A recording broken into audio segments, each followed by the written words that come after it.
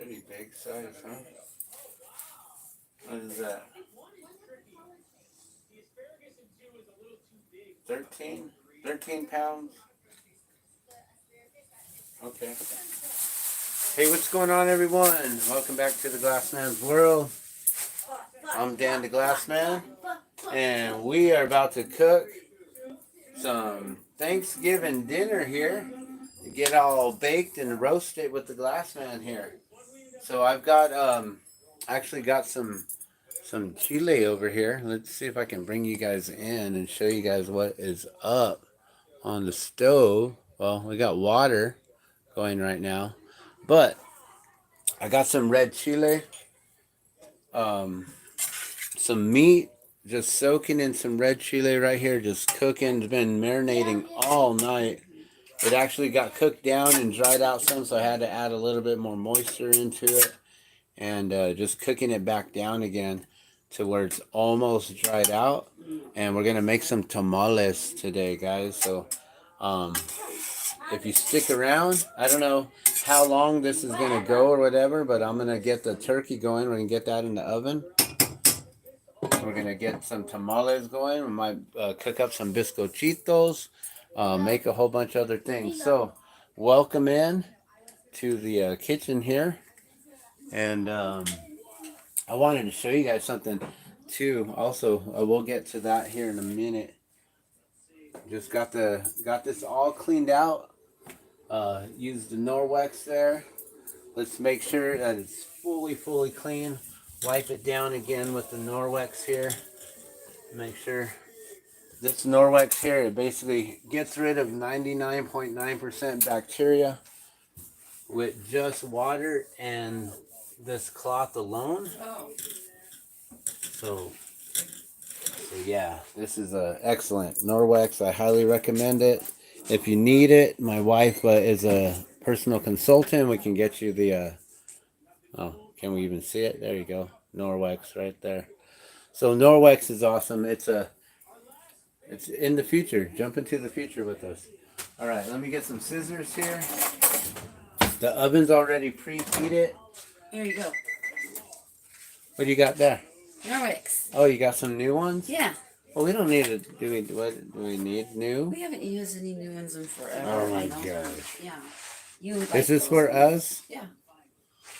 Well, these are just kitchen cloth or what? Yeah, they're counter cloths though. Oh, these are the counter cloths. They're like big. These are a lot thicker, huh? They're huge though. Nice. This is like the original ones. Yeah, they're like but they're nicer because those ones our counter cloths. We have not gotten new counter cloths in more than 2 years. So check it out, guys. This is the 3-pack here. Hold on. Oh, like I want to see how big it is compared to the little one. So this is the 3-pack here that I started out with back when I was at Camp Two Dogs, and 3-pack for $21. This is probably $21 for this 2-pack. I don't know how much it is. Do you know what the price is on that? Since you brought it for this 2-pack you just brought? I guess like 20. 21? Yeah, 21.99. All right, so that's the kitchen cloth right there. We got a 3-pack of these for like 21 bucks back in the day. That's what got me started out. This is a 2-pack right here, and it looks like they're a lot bigger. Look at that in comparison. Yeah. It's basically like ones that are even it's bigger. Oh my gosh, look at that. This is like one. That's like 4 times the size of that one. Look at that, babe. I know. So it's like 4 times the size, and these are a lot more thicker, so it should be able to pick up a lot more moisture. These basically replace paper towels, so you don't have to use a lot of paper towels or anything like that. But this is all brand new, and yeah, this is awesome. Okay, new cloth. Yeah, so just want to get that clean because we're gonna get the turkey in here, rinse off the turkey. I'm just going to put this to the side. We'll keep that one nice and clean. That one's brand new. We'll use this beautiful blue and gray one here. All right, so we got ourselves a 13-pounder, 12.59. So basically 13-pound here. Butterball. It's not organic or anything special. It's a premium, though. Premium, dude. All right, and look at that. It comes with some free prizes and everything. Check that out. Premium, all natural. What is this? Is just like, is this just the ingredients list? But they put it inside of an extra plastic package? Plastic, more plastic and plastic. What is this? Is this cooking directions? Oh, cool. Look, it is. Preparing your butterball turkey.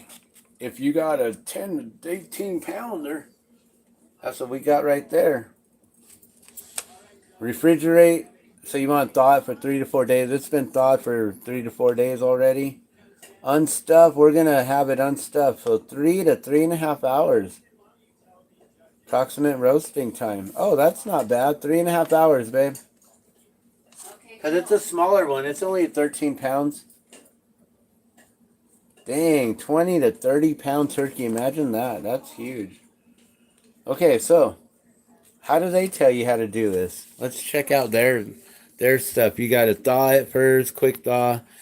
Remove from the packaging. Remove turkey from wrapper. Take out the neck and the giblets from the two body cavities. Drain the juices and pat the turkey with paper towels. So you want to have it all nice and dry. Being that these are all washable and reusable, we can use these. Paper towels. You So don't need paper towels, you got no. yeah, we don't want a bunch of paper on our turkey. That's kind of weird. I know. Why would you want this paper sticking in your turkey? Okay, so then drain the juices, pat it dry. Then you stuff the turkey if desired. We're not going to stuff it. Then we're just going to roast it. Preheat the oven at 325, which it's at now. Place the turkey breast side up on the flat roasting rack in a 2-inch deep opening roasting pan. Brush or spray skirt with vegetable oil. Roast according to time guidelines to prevent overcooking. Loosely cover breast with lightweight foil when about 2/3 done. I always cook it all the way through. What? To prevent overcooking. Loosely cover with lightweight foil. 2/3 done. Okay. I normally cook it all the way and then take it off at the end to roast it and brown it. That's interesting. To check for doneness, temperature on the meat thermometer should be 165 in the breast, 180 in the thigh. However, Butterball recommends that the temperature in the breast reach 170 for best eating experience. If the turkey is stuffed, the temperature in the center of the stuffing should be 165. Double check temperature for food safety. Let turkey stand 15 minutes before carving. Meat thermometer directions. So I guess there's a meat thermometer on here or what? An oven safe leave-in thermometer can be inserted in it. Okay, maybe they don't have it. Sometimes they got them pop-up ones. I don't really care. I know how to check it. Usually all you gotta do is check the leg, and if the leg falls apart, and it's all tender and done. And then you got turkey graving, carving directions. Alright, I don't really need this. I just wanted to see what they had. Check it out.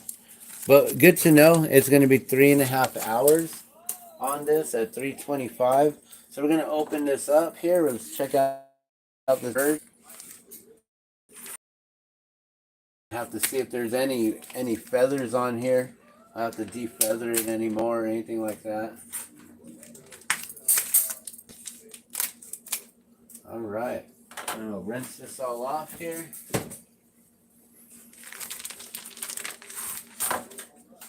Butterball. All right. Maybe next year it'll be sponsored by Butterball, huh? They'll be like, hey, we like the way you prepared your turkey. We'll send you another one. That'd be great. Like, send us one for Christmas. We'll make it with eggnog. Just kidding. That'd be weird. Yeah. We're going to make this a pumpkin spice turkey. Oh, your water's ready again, love. Okay. All right, so let's get some cold water going here. Gonna rinse off the bird.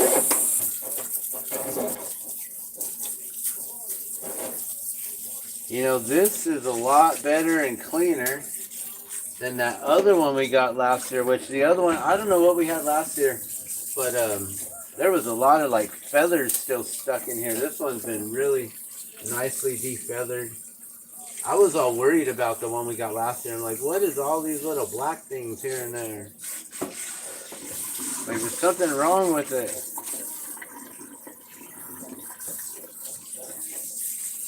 All right, so let's find the giblets and the neck. So there's the, I believe that's the neck there. We're gonna put this in a bowl, and we'll save this. Here, let me grab a bowl real quick.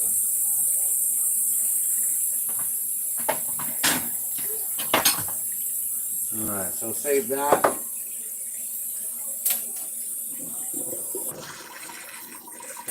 Make sure there's no more in here.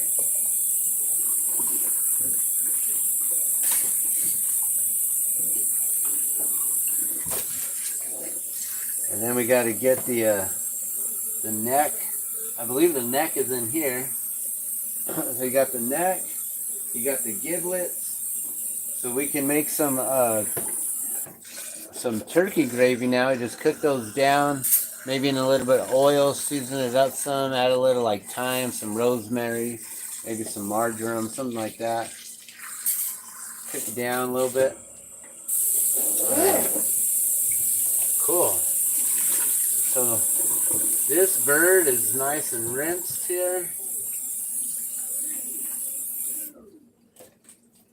Now we just let it drip dry here. I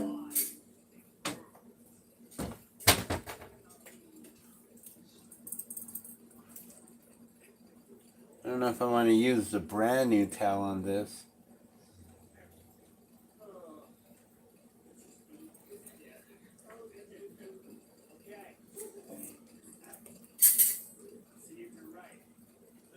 All right. And then you put this thing on your head and you walk around all nice. All those crazy movies.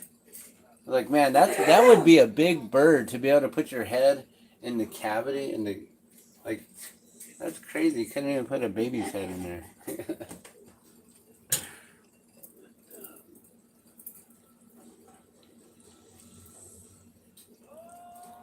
Okay. We'll make sure it's all nice and dry here. So now what we're going to do is we're going to butter it up, guys. So that's what I do. Is I butter it up, except we can't use butter. We can't use dairy.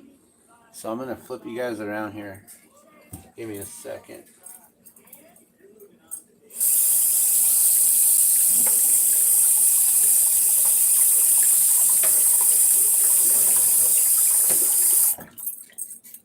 Nice. And then paper towel, basically, right?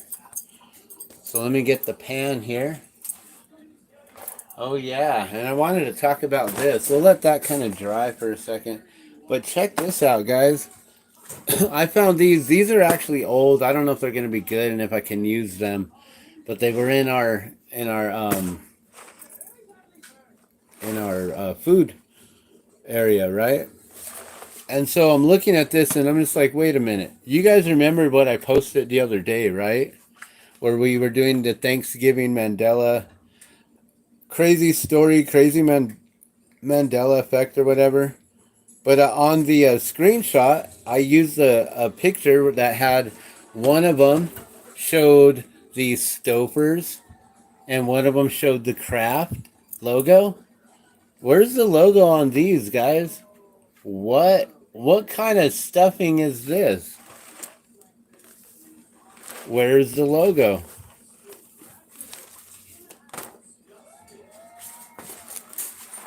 That's crazy. So these are like months old. I don't know if these are going to be any good at all. So I'm going to have to open them up and see if they're any good. Where I do find the brand is way down here on the bottom, and as you can see, it's no longer Stouffer's stovetop stuffing. Apparently it's always been owned by Kraft, which is crazy. But apparently there is a version of this that doesn't have the logo at all, and we have them right here. I was like, this is an interesting Mandela right here. That's pretty cool. What do you guys think about that? I think that's nuts. All right, so fun. Okay, so let's get this all wiped out here.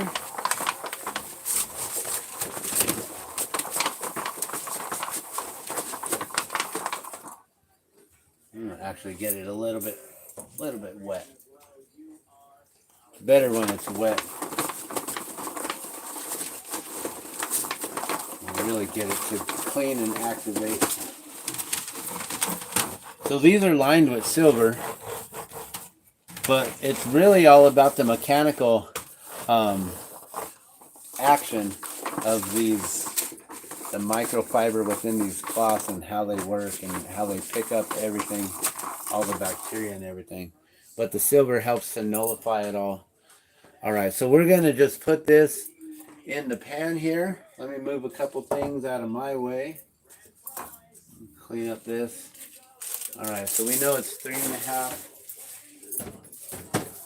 I'm gonna pour your water before it drains out entirely.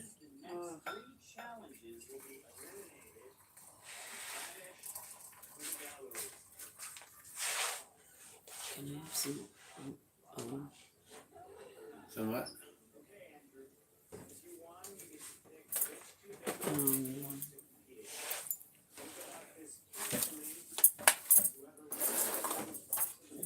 All right, let me get this bird in the pan here.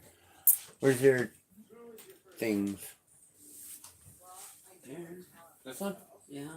Okay. For that, but do you want to make eggs or oatmeal for the kids? Sure. Daniel said he's hungry. Yeah. There's my little spoon. This thing? No, my measuring cup. Little spoons. Just metal. There you go. And the honey. Yes. And the milk. Honey and the milk. All right, there you go. All right, so I don't know if you guys saw that stovetop, but that's pretty trippy, I think. All right, let's get this in here. There's like no label. Like what? How is it no label? I understand when there's like, it's either this or that, but then there's one that no label. It doesn't say Stouffer's or it doesn't say Kraft. No. You have to look for the logo. I don't know. Like it's on the side, way on the side. I know. I saw your post with the pictures of it, and Daniel was like, "Okay, so this part's missing and this is missing," and I'm like, "Yeah." Yeah, even he knows. Yeah. Oh, 5-year-old. All right. Hello, turkey. Hello. I know. You can't see it. Okay. You can see it when you put it in the pan because you have it all. Ta-da!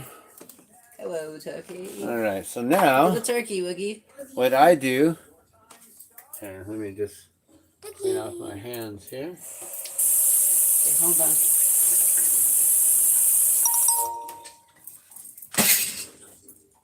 Careful. What did you hit, Little Love? I didn't mean to hit it. What did you hit? Did you spill anything? No. Okay. All right, cool. Thank you. Okay.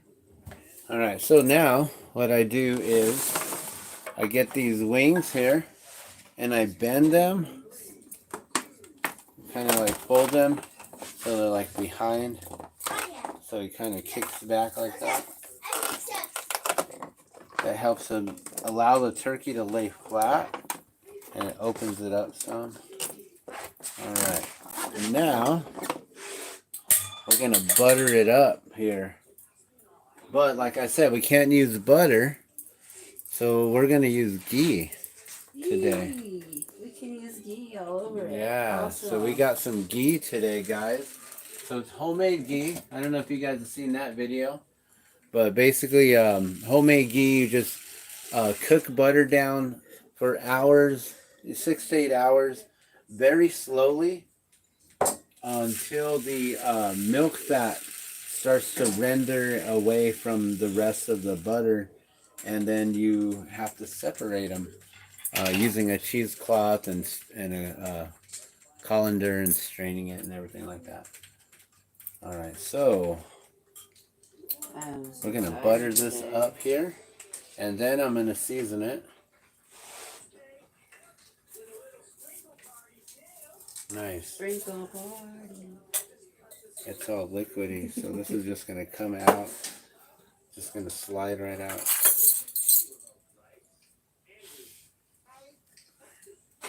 I've never used ghee on here. I think last year we used the Country Crock plant-based butter. That's going to be nice, though. I'm going to have to use a knife here. Yeah, you might have to use the scraper. Actually, use the scraper, not the knife. It's okay. That'd be better. All of it. Well, I don't know if I need all of it. I'll give it a try. Okay, that's probably plenty right there.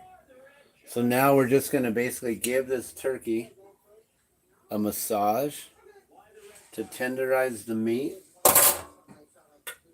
and to get all this ghee and butter it all up. So we're just going to make sure that we get it in all different places here.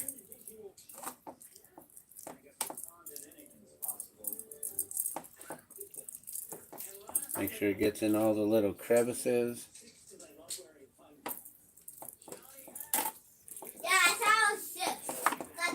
And then, just like I said, we're really going to give it a massage. We're going to tenderize the meat.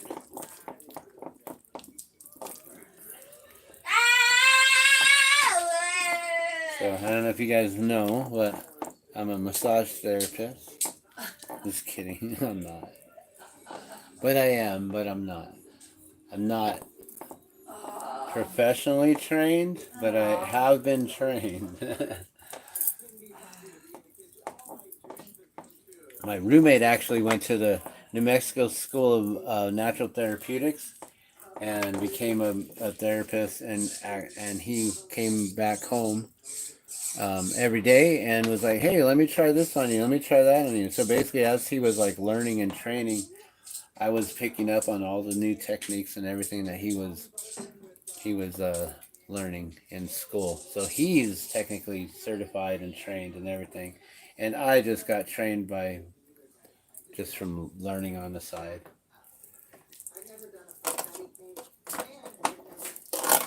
So yeah, all right, that's been tenderized right there. So that bird is going to be pretty good there. Let me just try to get up underneath a little bit. That way I'm not wasting any of this ghee that's on my fingers. Try to get it all off here. Oh, and then I'm going to have to get that hot water going so I can rinse my hands, because, ew, look at that. Although it is just ghee, I mean, it's just butter. But let's get that off.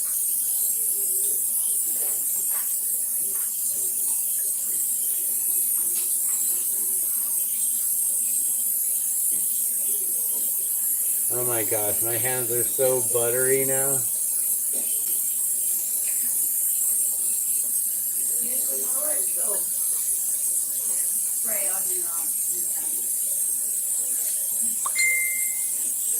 Well, I'm trying to get it to where it's warm enough and it's just going to melt off and not burn my fingers. And then I will use the Norwex and come back in and then just wipe my hands nice and clean from all this here.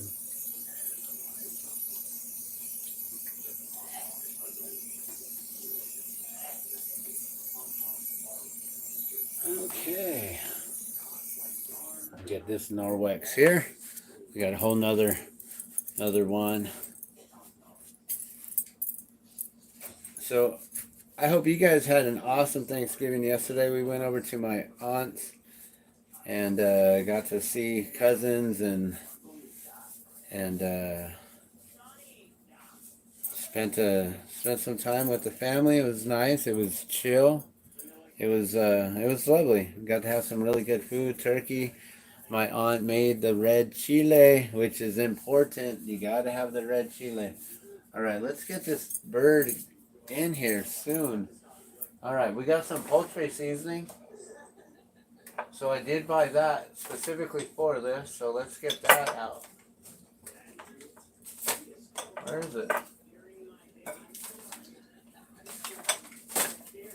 Oh, it's hiding behind everything.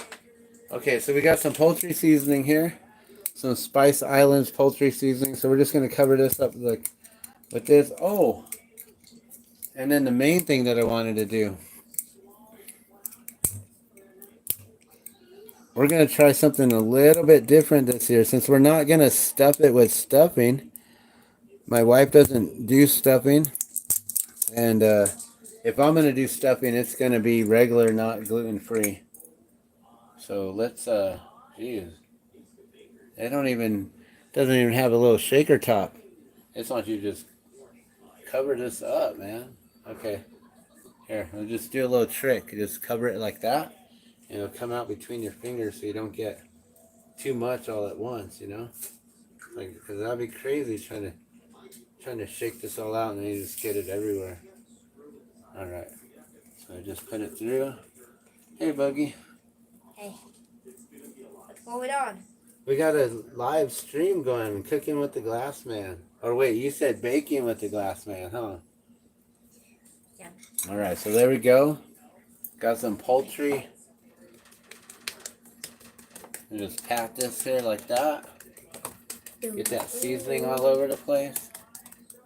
Yeah, that's where I can see you. Ready. You excited? Yeah. Have more turkey again today?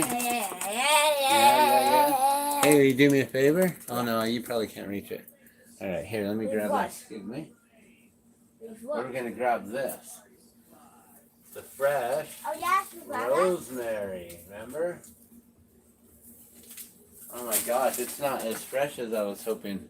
So I got this the other day. It's already dried up. I probably should have just kept it in some water and stuff. What I'm hoping to do is simply just shove all of this rosemary right into the cavern. Don't mess with that. You're going to shake the camera. So I'm going to basically break off these. Well, maybe not. Maybe I'm just going to do this. And we're just going to shove all this rosemary in here. If I can. I wish it was softer. Okay.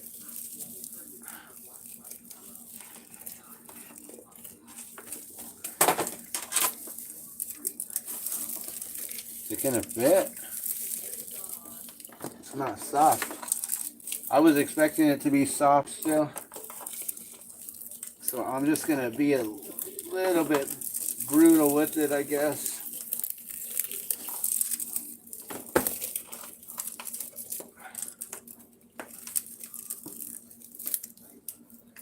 Yeah, there we go. And we'll just cover the rest of it with a bunch of the rosemary that fell off. We have a nice, amazing rosemary bird. You know, I'm just going to clip the rest of these sticks off here. Let's see, can I use these scissors? There we go. It's not like my pruners that I use, but this works. There we go. All right. So now we got this bird just full of rosemary. That's awesome. Cool. That's pretty much ready to go. That's all I wanted to do. We're going to get this covered up with some foil.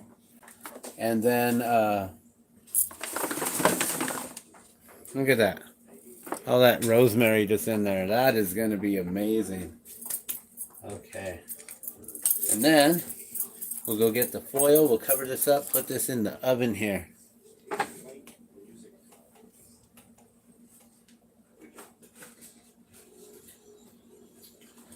Okay, and I'm glad that I didn't run out of foil. Alright, so I'm going to cover this up, Boogie.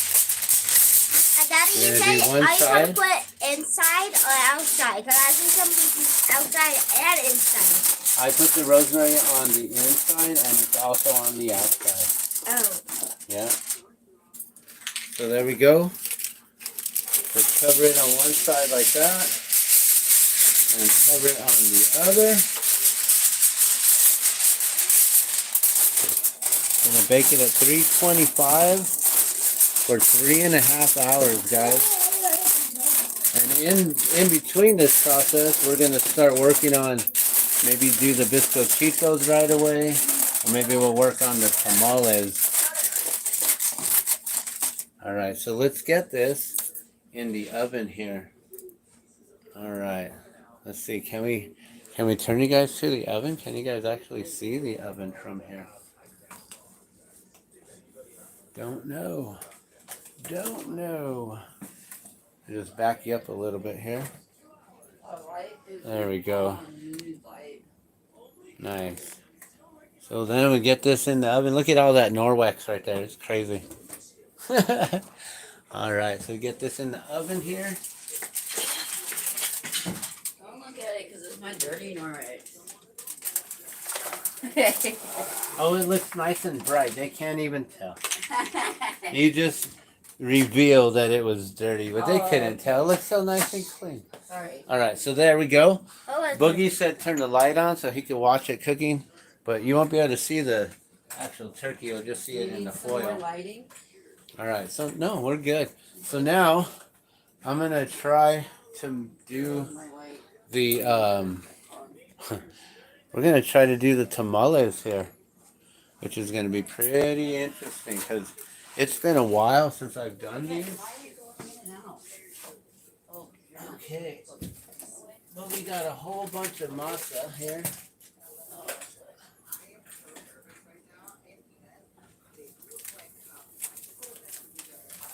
Okay, so we got the masa, and we're gonna do this a different way, different style than what most people do it as. A lot of people, when they cook the tamales are wrapped. However, I learned a cool little trick with making them with cupcake pans. Oh, it's probably just hitting the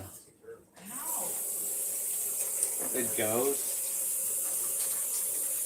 The ghost of Christmas future is coming soon. Now that Thanksgiving is over. Now that it's Black Friday. It's going to be a blackout sale. We got to have the lights off. Yeah. You definitely can. You want me to grab it for you? One of these. There you go.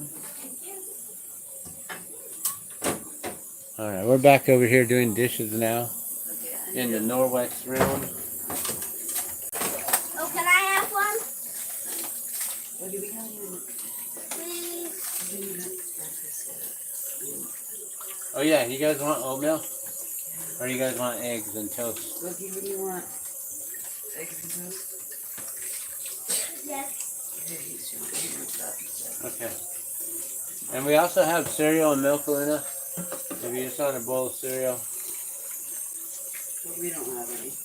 We're out. Are you guys out of the Yeah. chocolate? Yeah. Okay.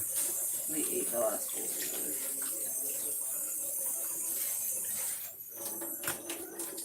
All right.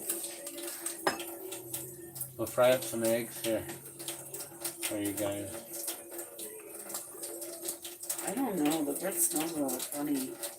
What is that? The bagel? Yeah. Yeah, that's the one that I said was sitting there for a while. Okay, I'm not. But you were like, well, it looks good. I'm like, yeah, but it it's been smells a sitting. little like, I don't know if it's Yeah, I'm sure it's stale. Yeah. It's probably like that stove top. That stuff is all stale, I'm sure. I won't be able to make it. I'll have to go to the store and make some stuffing. Okay. Or not do stuffing, but I kind of really want stuffing. I know, babe.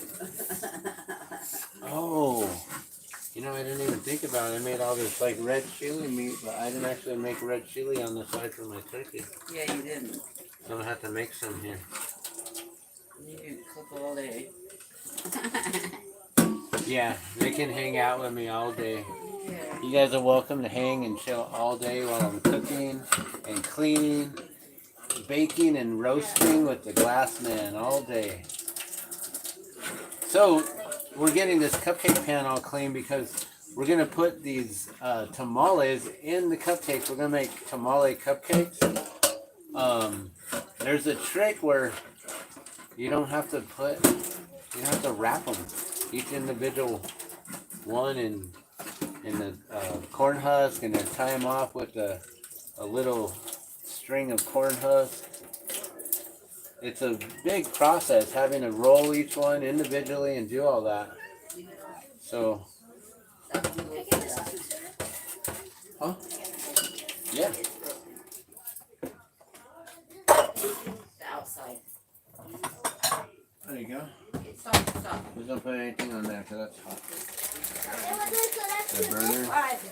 The burner is hot. I would have if you didn't tell me. I know. All right, we'll dry this up real quick. So, wash it with Norwex, dry it with Norwex. It gets that double cleaning action there to make sure that you're removing all of the bacteria, 99.9% bacteria right there. That's crazy. I got the tripod set up in the kitchen here and everyone's ducking under it to get through. Except for Boogie, he's like right about that. Yeah, I know. Boogie doesn't have to duck though. He's perfect. He fits right underneath it. Let me know if you want me to hand that to you. You can duck under and then I can hand it to you and I'll spray your milk.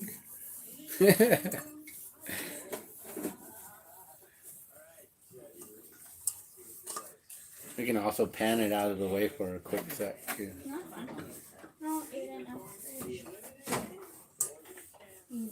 Alright, so we got some cupcake pans now. So now I'm going to work on some eggs for these guys real quick while I'll get some breakfast for everyone going. Yeah, we don't have any bread. Oh, so I can't do eggs and toast? Yeah, there is no toast. Shit. Shoot. Like, Okay. I can do oatmeal. Yeah, he'll still want eggs though, even if it's not toast. Well, I can make him our bread. He'll be fine with that. Maybe polenta. Yeah. I want that then.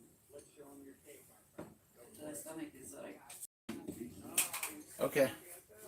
Well then let me start that real quick. What should we eat?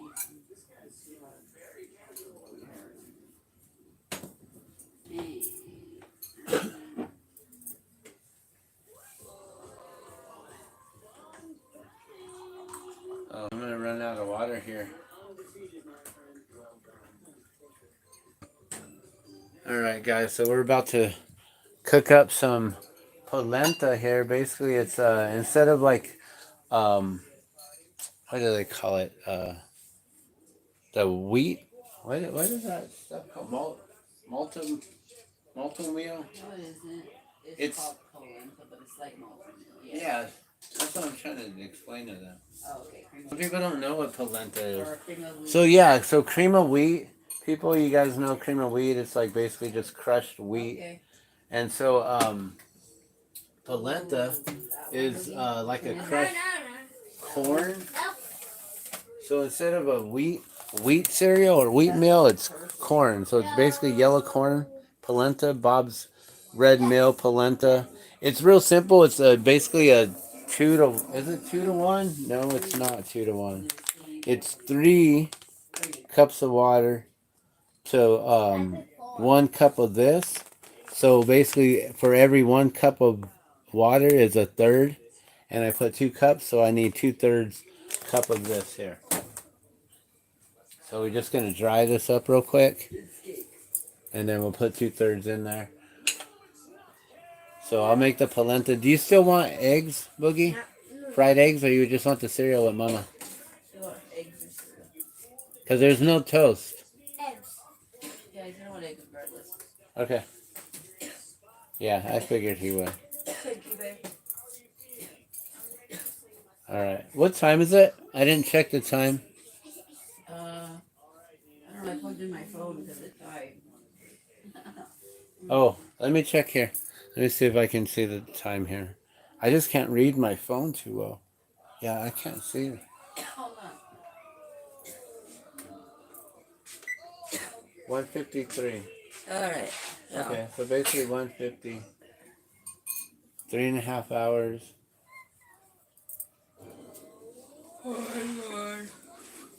We'll just say 145 because it went in a little bit earlier.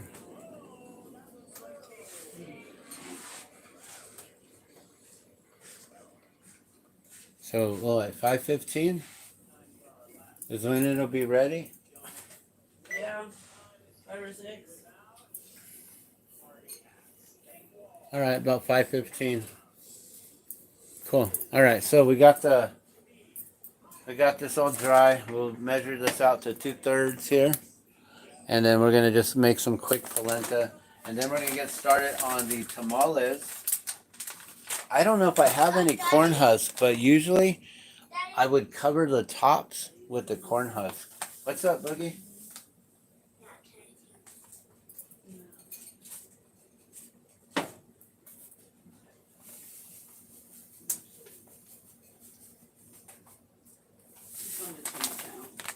Oh, yeah.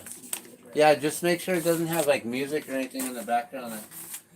Because the whole, is it cake or whatever, they don't really, I don't think you can really pick up on that in the background. But some of the like, I don't know, like the intro themes to some of the shows might just keep the volume down. Okay. All right, let's check out what this is now. Let's take a look at the chile again. So this is a beef. It's a stew meat that I cooked all night and basically used a lot of chile, garlic, cumin powder. Did I add anything else to it?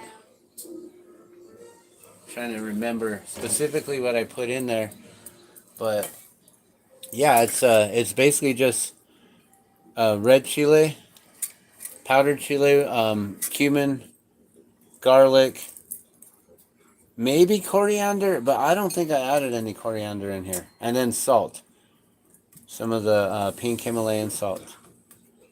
And so I just cooked it up and then chopped it up this morning, just like that, and I've been just stewing it down, trying to cook all of that juice out so it's not too liquidy. You don't want too much liquid in your tamales, they'll come out a little soggy. So we're going to cook this down a little bit more until it's almost dry, but we don't want it to burn on the bottom. So we're going to bring up the heat a little bit. Probably leave the lid off so it doesn't hold the moisture in now.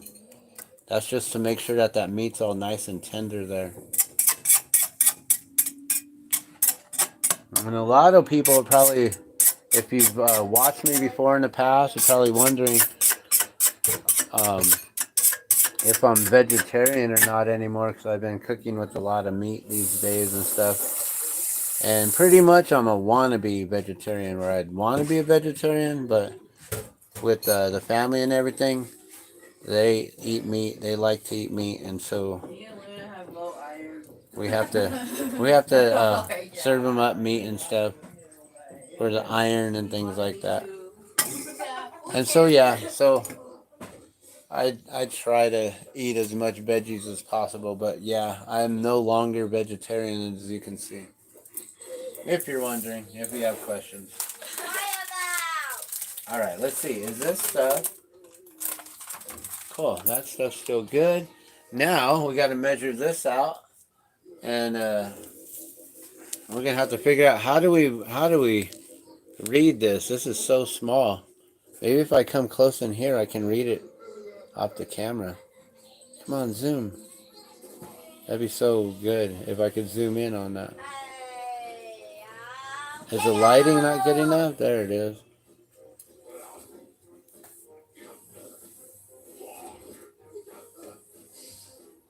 Instructions.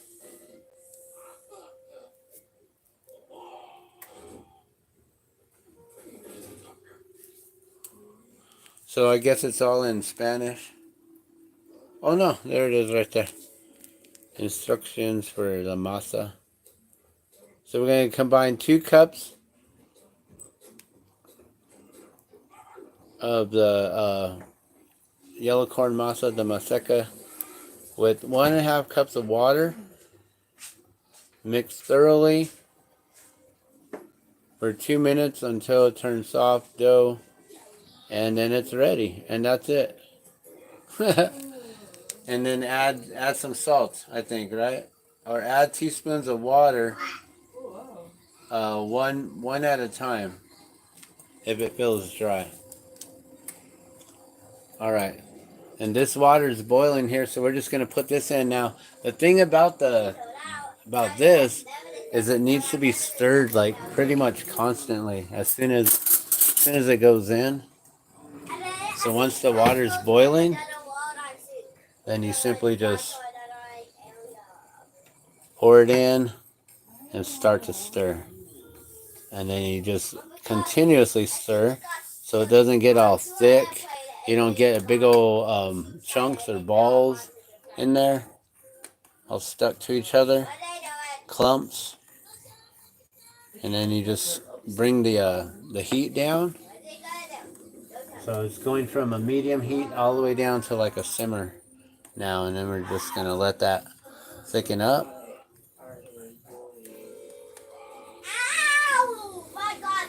I'm gonna bring the heat up on this chile over here.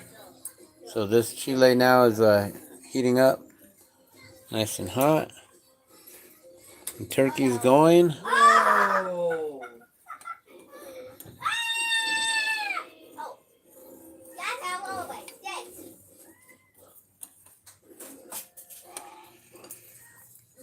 What the heck, man?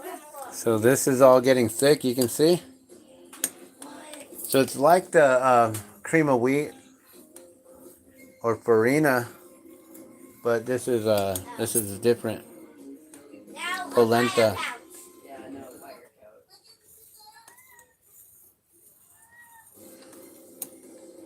And then I think we're also gonna make some more pumpkin pies because I made a gluten-free crust pumpkin pie. I'm gonna save that one for my wife and our son, and then I'm gonna make another one that's got the mix that's dairy-free, gluten-free, but the pie crust, I don't have any more gluten-free pie crusts. They're hard to find, and they're a little bit more expensive, and we have a lot of the regular, like the Pillsbury or whatever kind of maybe they're Kroger, I don't know what kind of brand it is, but we'll make some more pumpkin pies here too.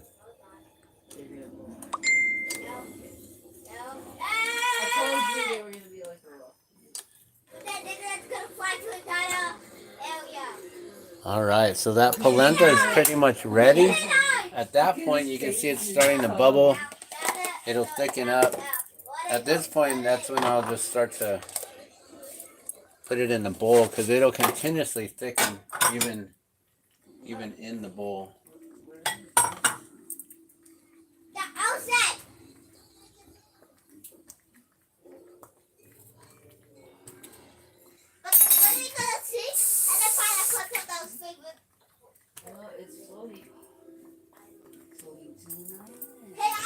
You're welcome to come help me anytime you want, Luna. If you'd like to. Oh my god. What happened is that I think they're gonna leave the Oh my gosh, I gotta get that off the stove. and then make that die. It's gonna make a big old mess. Alright. So now I just serve this up over here. But that's what happened, and that's how they get the tiger.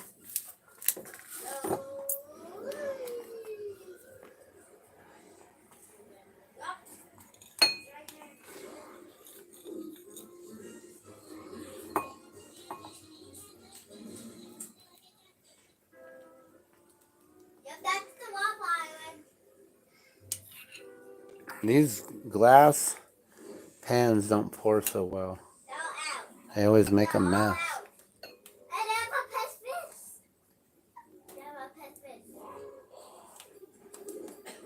Here, maybe I'll save myself some.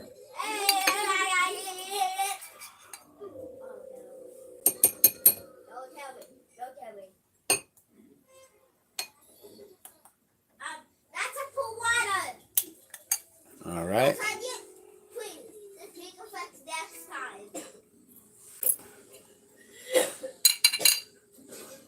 A big old mess over here.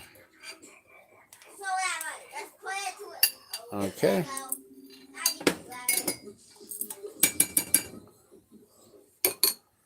And then she usually uses maple syrup, but I believe we're out of maple syrup. You have the honey? Oh, you have honey here. Do you put cinnamon in yours? Sometimes, yeah, you can. I always add it in boogies. Oh yeah, and then let me get you. Add some ghee into it here.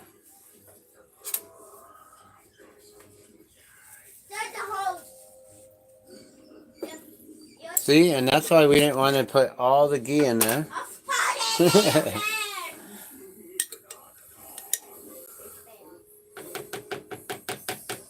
And make it all nice and buttery.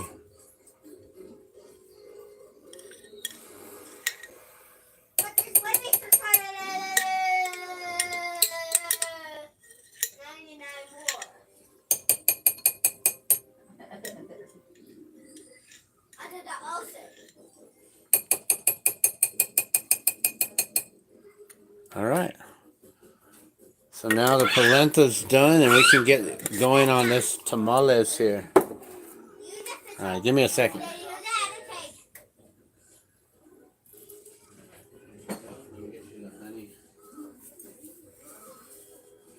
Where did I put it?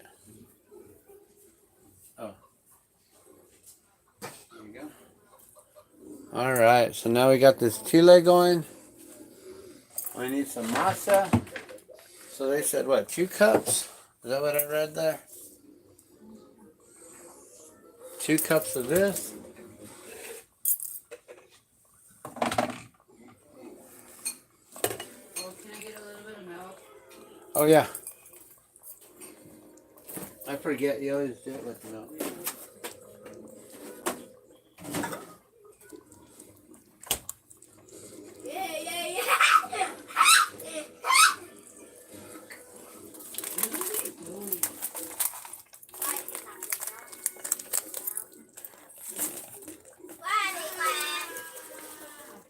I think half of this is 2 cups.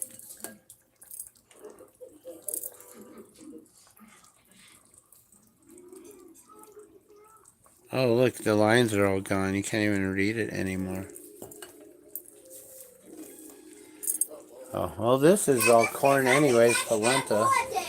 Let's just use this here. We'll make sure it's right. Oh my god. That's 1 cup. Really? That's amazing. This is yummy.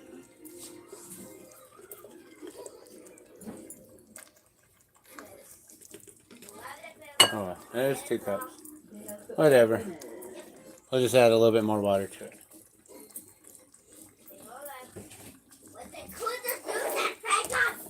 Okay. And then it said 1.5 cups of water. All right, so let's go get us some water here. We're gonna run out.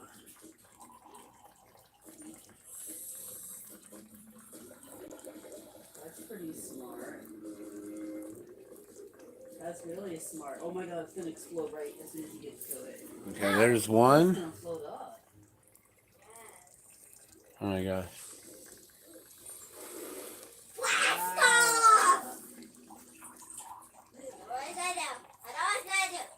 Grab the fish.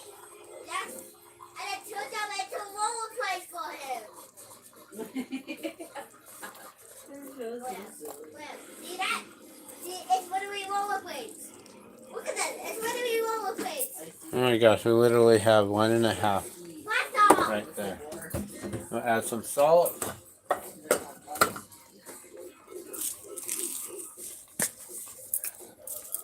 This is cooking good. It's all bubbling out. Gonna get it all nice and dry here.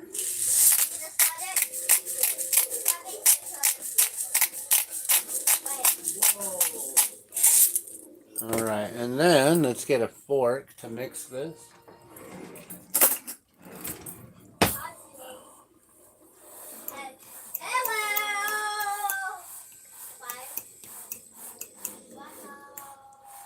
And that way I can mash it up against the bowl here. Make sure we get all that. And then this is going to become kind of crumbly dry. It's an interesting dough, the tamale dough. And if it's a little too dry, like they said, you can always add a little bit of water at a time, just a little bit here and there. But it is going to get really dry, and it's going to look strange.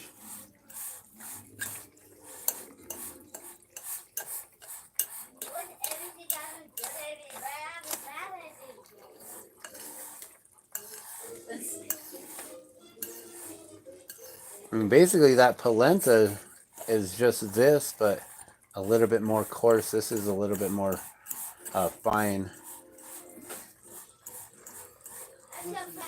So as you can see, it's like just real bready, right?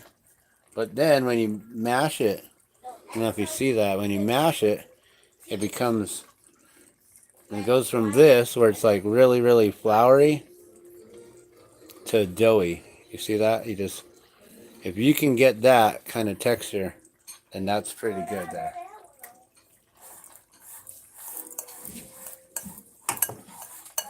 So that came out pretty good. First try. You know what I'm thinking though? I'm adding some garlic to it and a little more salt. We're going to add some flavor to the masa. So I'm going to add a little bit of some garlic to it and some more salt.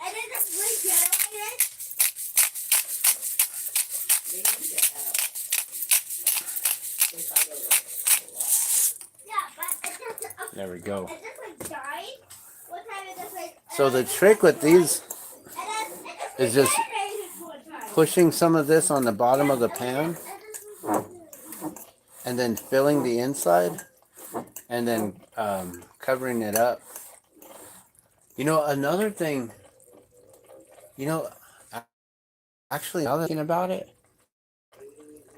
when I made it last time, I put it in like a in a pastry bag and I piped it out and it was a lot more creamier.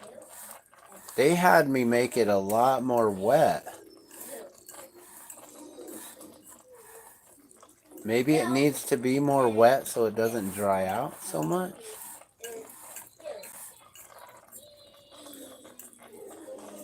Maybe that's the whole trick. All right. Let's get some more water in our thing here. I think I need to actually make it more moist. But that's perfect right there. If you're doing it traditional style, you would want to put that in the in your corn husk, flatten it out, add a little bit. You don't want to add too much of the filling. You just get a little bit of the filling, put it in there. A little bit goes a long way. Some people like thin masa, some people like the thick masa or the tamales. So it all depends on how you like it. I'm wondering, like, should I just attempt to do it like that? Or do I want to make it more wet? I'm not 100%. It's not like I've done this all the time. I've only made these once before.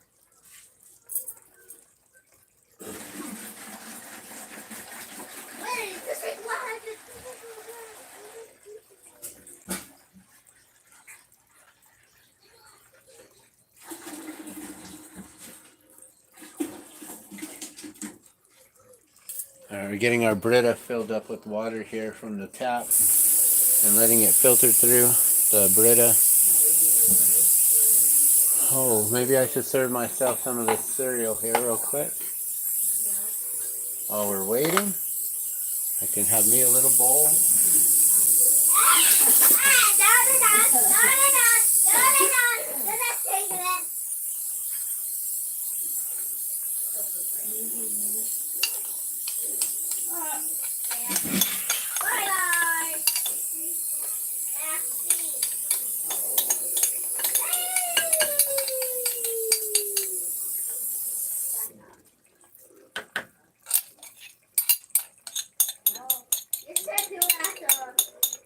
I like to get this stuff out of the pan right away, because if not, it'll like harden and become like almost like cement. It's crazy.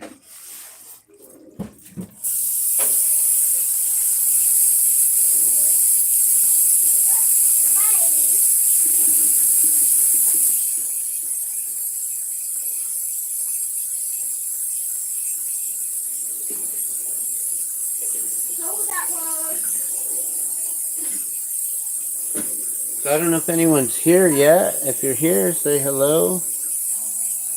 Happy Thanksgiving to everyone. Let me make sure that we got the live chat on. I do believe it's on. So yeah, so we got this food going here. We got the chile cooking here with the meat, the beef. We got this masa. And I got myself some polenta.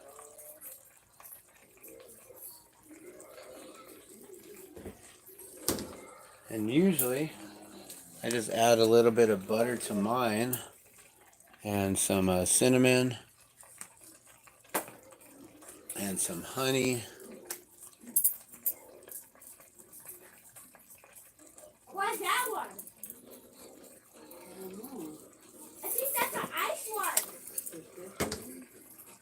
Yeah, maybe that's this one. I'm gonna see if I can get some butter here. Yep. Yeah. How thick? I think I got a stick of butter. It is close it. Yeah. I think I go over here. Let me get some of this. What is it? It's not Kerrygold, it's Dairygold. Dairygold, not Kerrygold, huh? Alright, I'm gonna get ourselves some butter here. Nice big old chunk of it. Put it in, let it melt.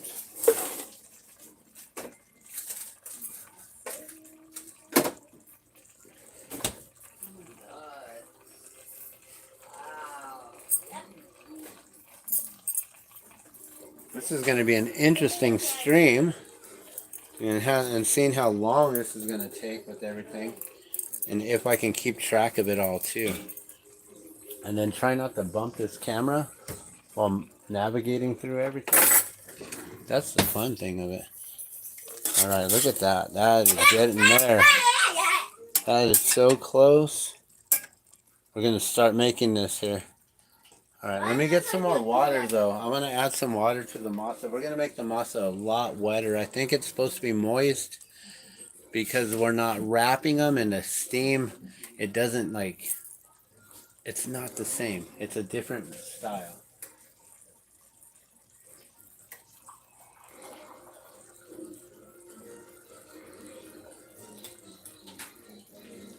I have some more cornbread here, babe.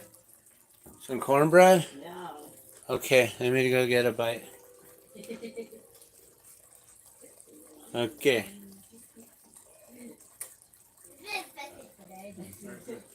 Oh, don't I have one over here? Oh, it's right over here. Oh, okay, cool. Alright, let me bring this heat down here. Yeah, because this is about to dry out. This is going to be perfect here in a sec. Nice. Alright. And I'll let my butter all melt down right here in the this. Let's get this mixed in.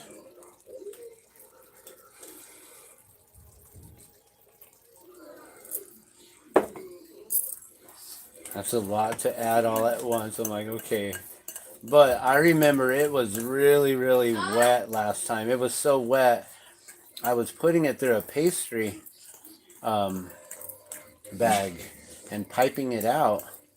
Yeah, there we go. Now it's looking like it did before. These cats are living in the block.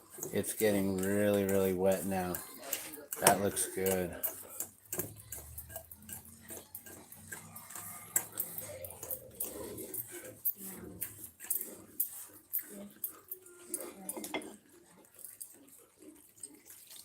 I just add a little bit more. Now the only problem is we have to wait for the I don't know. Do we have? Maybe I have enough room. I can put these on the side of the turkey, and we can cook these right next to them. I hope so. And I'd like to eat some tamales right away.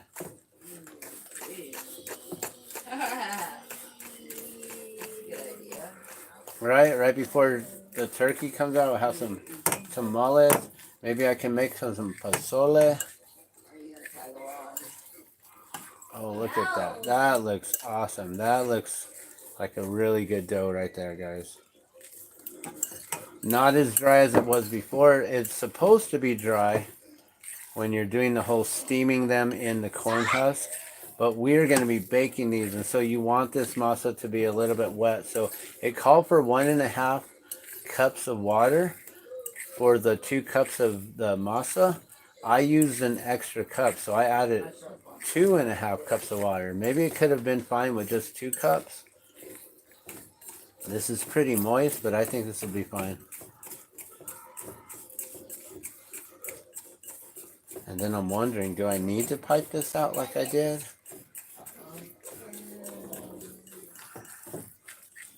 I don't have to get a baggie and everything, and that wouldn't be too hard though.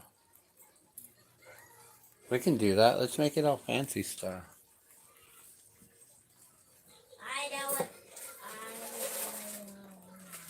I know you have pastry bags somewhere. I don't know where they are. Do you? Pastry bags, you know where they are offhand? If not, I'll just do it real quick. And nothing. In here? No, they're not in there anymore. All that got moved. Yeah, you don't know where they are. Okay. I'll do it like this, real quick and easy. My purple ones. It's silicone reusable. Yeah. Are those from Norwex? No, they were from Epicure. Oh, Epicure. Some other subscription thing. I didn't get a subscription with him. Oh, good. I'm so glad.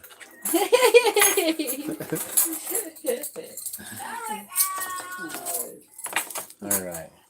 So we got my polenta all set up and ready. A little cinnamon, little honey, little butter. I like to keep mine thick. She adds milk into hers to make hers creamy. I like to leave it like that.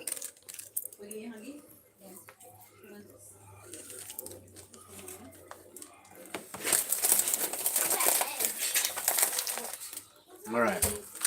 Hopefully that is good. Daddy, you don't put my eggs. Eggs? Your eggs are coming up. I forgot eggs. Okay, let's get your eggs going. Oh my gosh, Boogie, I forgot your eggs. So I put your pan over here. Wait, that's not the pan. That's the pan.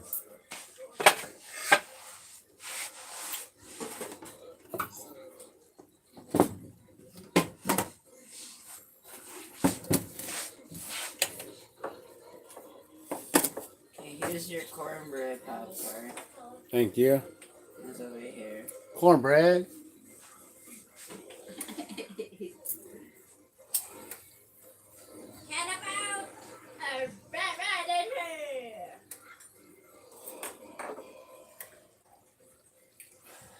I wish I could show you this cornbread, but I think it's a little too green for the show. You know, I didn't put thyme on the outside of that turkey, but I think the poultry seasoning probably has all that in there. I would assume.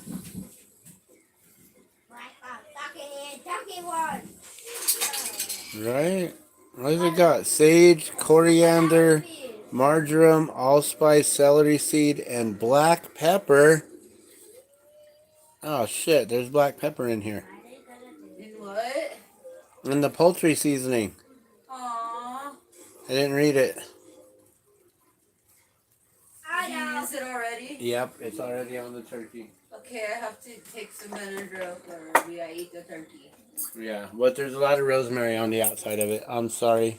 All right. I should have just done the way I do it, which is using everything separate. I thought that would be quick and easy. Hijola. There's black pepper. I poisoned my wife.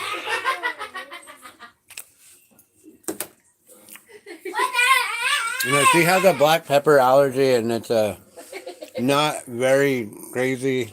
It's anaphylaxis, But kind of like throwing throat closing. She has to use Benadryl.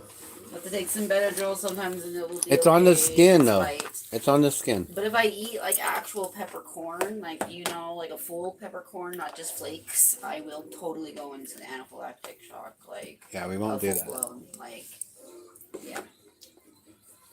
It was the very last spice in there. Yeah. Well, maybe it's just flakes. Just a few flakes, and I can get away with it. Yeah. And I could just eat the meat on the inside. I'm sorry, love. It's okay. That always happens. What did your viewers say? There was only a viewer, I think, or two. Welcome to your live chat. Oh my god. Oh my god, please. I almost dropped all that. I know. I should have had that on camera. What is that mix for? This is for the tamales. Oh, the tamale mix. Okay. Because we gotta make risky Cheeto mix, and then we gotta make All this stuff. I was gonna make cookie mix. Are you gonna really make cookies? I wanna make chocolate chip cookies still. Okay. Oh yeah. Well, the bizcochitos takes lard and coconut oil. It doesn't take the butter. And you have those sticks of butter still. Yeah. So I'm just letting you know that that's what I need for. Yeah, well, we got plenty of flour.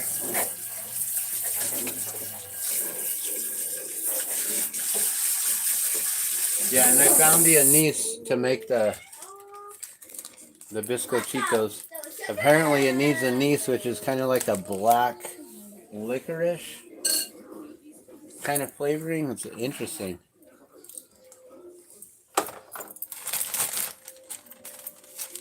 And it calls for orange zest.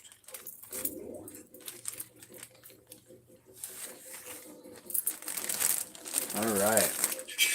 So let's get this all down into a corner here. Just like that. Look at that. Look at that tamale bag right there. We got a big old tamale right there. Boom. Smacking the tamales.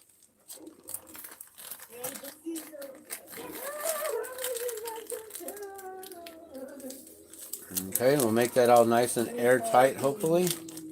Hopefully I can. Sweet. I think I did. Alright, then I'll cut the bottom. Let me find the scissors here. Okay. Norwex them off real quick. So then, what I'm going to do is pipe these into the pan. So I'll have to finish eating here. I'll push some of this stuff out of the way.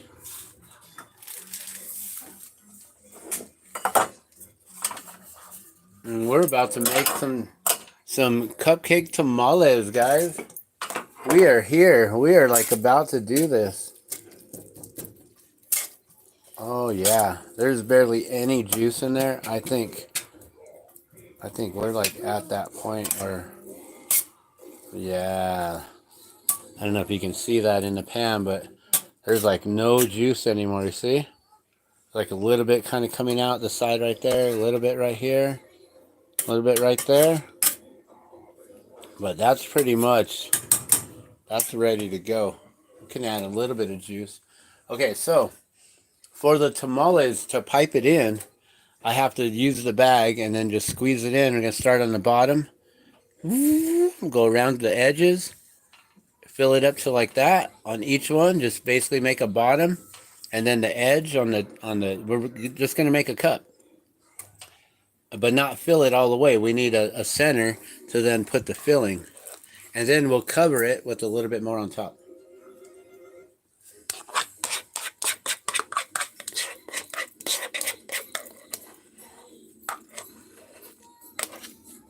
All right, breakfast is done.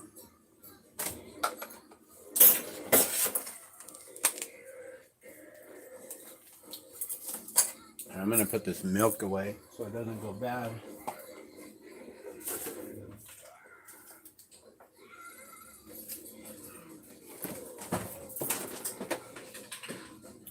Okay, and also we're gonna try to make a mushroom gravy here in a little while. All right, so let's see if we can get this going here. What's the food? So this is a hack on how to make tamales without using the corn husk. I don't think we have any corn husks, but I know that they have a way where you can just line the tops with the corn husk, and then it kind of gets that signature flavor, I guess, still, or whatever, being steamed in the corn husk. But this is also made from corn itself, so it's gonna taste like corn. I'm looking for corn husks though right now. I don't know if we have any.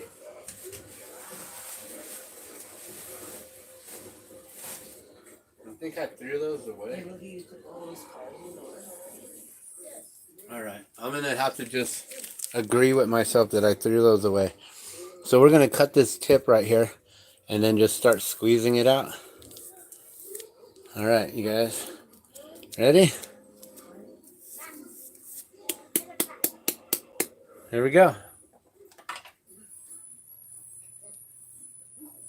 It's like, how big?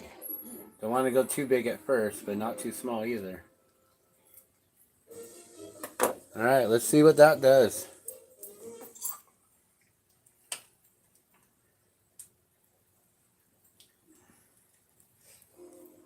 Oh yeah, that's good. So fill the bottom, then go around the edge here.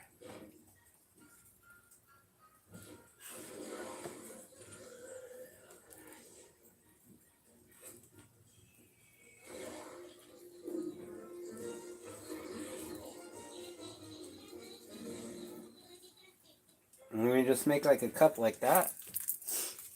And we'll just fill these all up here. And then you just fill it in with the filling. How did he bake that? A bake a pack?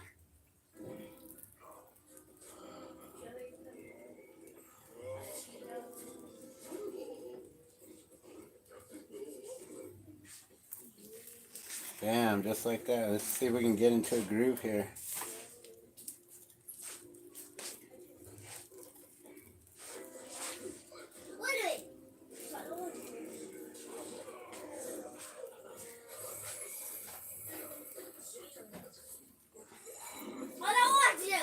Now I didn't think to oil this or anything. I think we'll be okay without having oil it. These are the non-stick kind of pans, so it should be okay.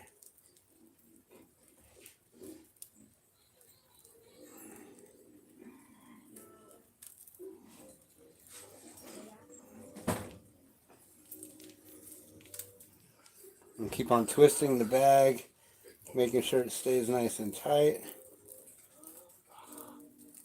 Go around on the bottom and then slowly come up on the edge there like that. And just form a cup.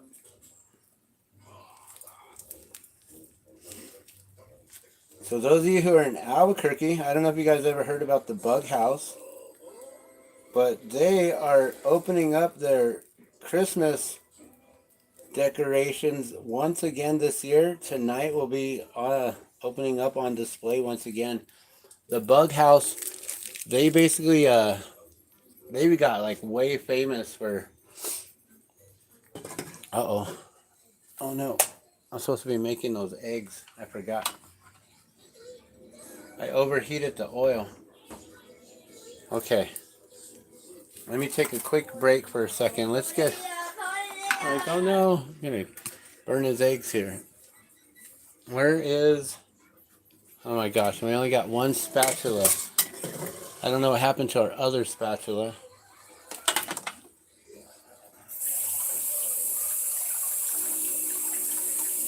know if it got thrown away on accident or if it's in the fridge, like in a dish or something. I'm not 100% sure. Okay. Let me add some oil here to it. I'll cool this down some. Because I've got this smoking. We're probably going to hear the smoke alarm go off in a second. It's smoky. Open the door. That's what I'm saying. I forgot I was heating up the oil again. I started doing the tamales. Trying to do 20 things at once is a lot of fun. Okay. I'm going to cook some eggs here, guys.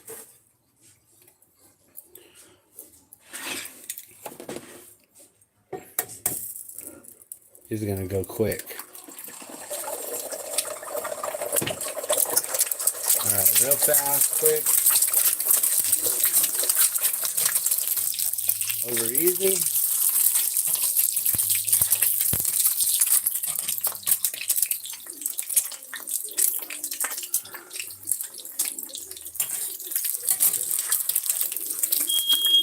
There it goes. I knew it. Yeah, that's me. Because I'm trying to do too many things at once and I burnt the oil here, guys. But still, not too hot to cook with.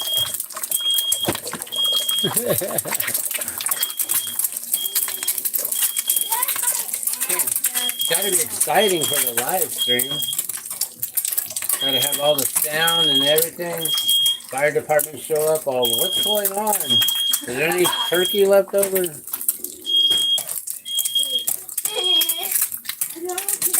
stay back, baby.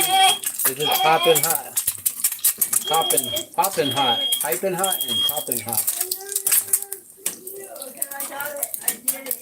Oh yeah, you just press that button. Sorry, love. No, I stand.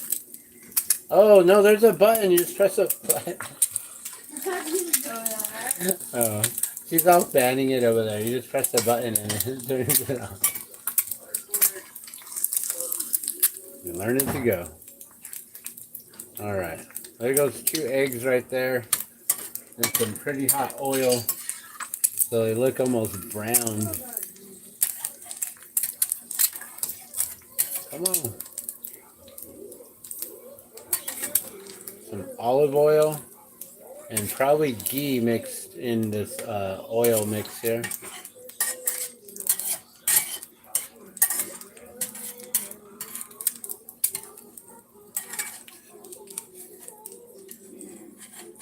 Okay, let's get back to the tamales here.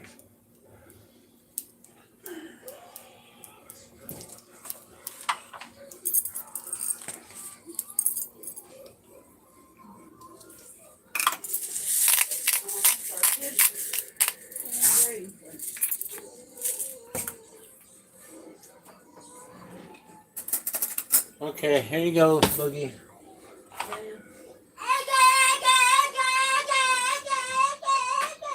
Sorry it took forever. Okay.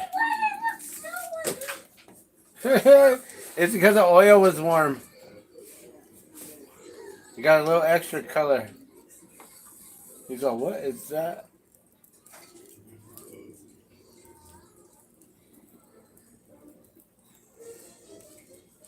If you don't like them, I'll make them more.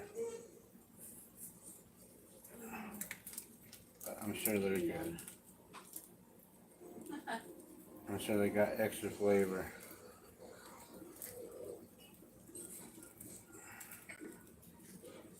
I am going to have to make more of this. I already know. You have to make more masa? Yeah. Oh my god.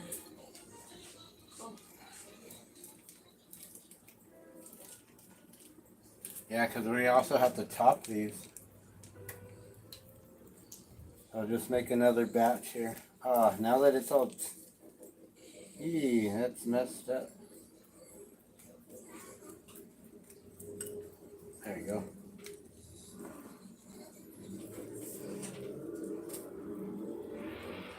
That one's not coming out too well. Okay, let me just fill this back up some. That's interesting. Here, let me just shape this.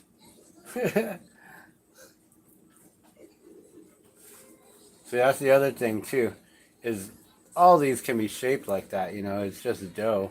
So if you want to have a little bit more shaping for the cup or whatever, you can go back in there and do that if you need to. Alright, but we're going to make more masa because we ran out and already rinsed the bowl, so I got to wash the bowl here real quick. So let's bring you back over here, back in the sink department. Dishwasher! Hello, dishwasher. You wash our dishes for me. So Norwex is as simple as this. You just get the cloth. The cloth is wet, moist. That's pretty much washed. And then we dry it. So basically that's one go. And you get your drying cloth. And that's another go right there. And that is a clean, remove 99.9% bacteria right there with Norwex. That's what I love about Norwex. It makes things so quick and easy. The cleanup is quick if you jump on it right away and you don't allow things to just pile up on you. Or else then you're like washing everything and then drying everything all at once. But so yeah, that's all clean. So let's get back over here. We'll mix another batch here of the masa. So that was 2 cups of this, right?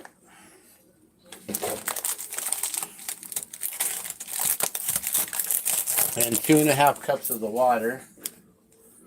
So we got 2 cups.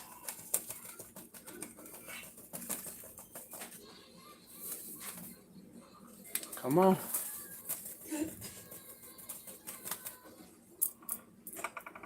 There's 1 cup.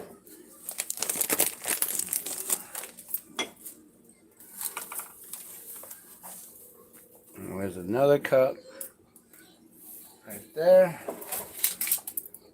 And then the water. So we need 2.5 cups of water.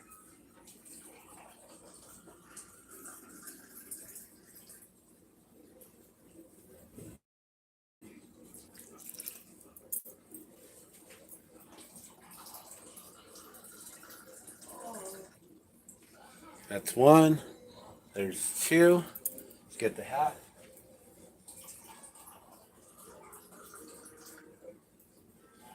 All right, we got 2.5 right there. We'll mix this up real quick. Before that, let's get the salt in and the garlic. Let's get that all mixed in right away. We'll add extra salt this time, so that way we're not adding it in on the second time and mixing it. We'll get the garlic in. Excuse me. Add a little garlic. And we'll mix this up, guys. Let me see if I can give myself a little bit more space here.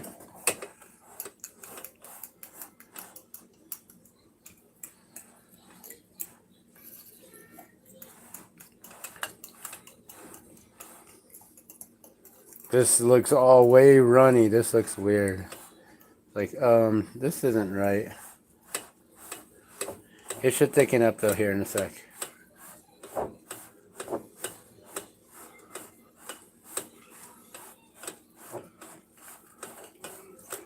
Just get all those big clumps up off the wall here of the bowl. Start mixing it up. There we go. Now it's starting to get that thickened look there.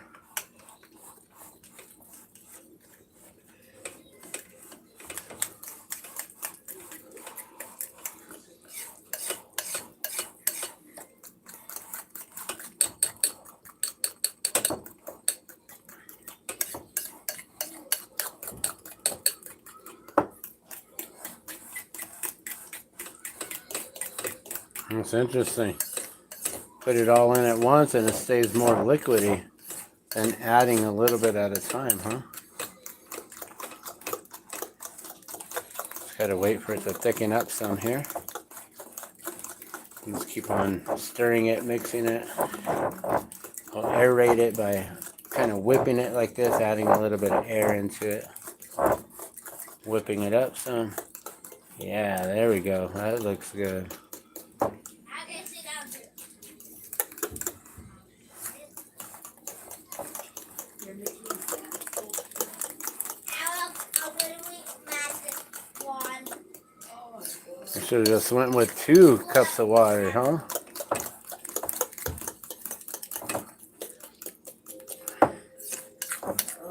Let it sit.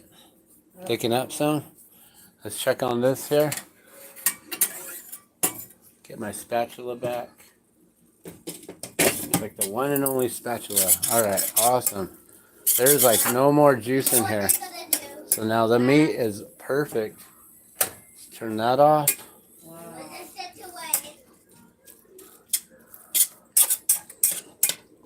Yeah, that looks really good. There is no more juice, no moisture. It's just all cooked and dry. Well, I mean, it's moist, but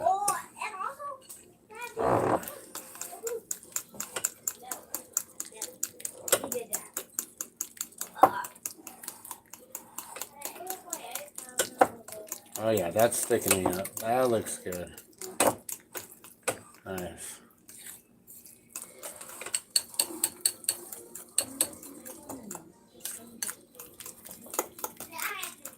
I'm going to add a little bit more.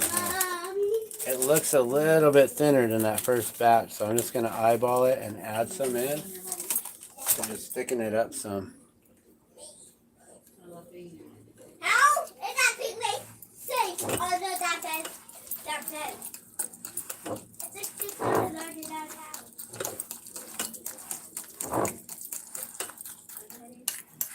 I should have just went with the regular measurements at first, 1.5 to 2, and then add that extra cup of water in slowly.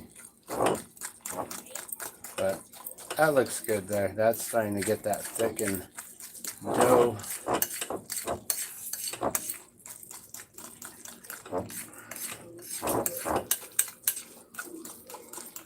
Yeah, that's good. All right.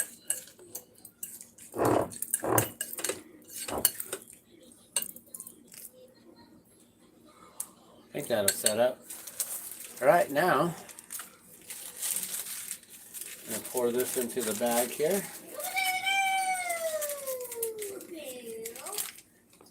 Just bring y'all back over here. So it looks like it's a little bit wet compared to before, but I think it's going to thicken up some still.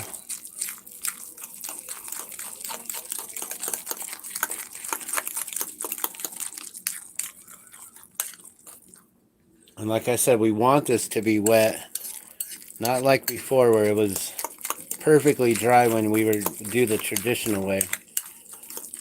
There we go. I know a lot of people are probably like, that is not how you make tamale masa.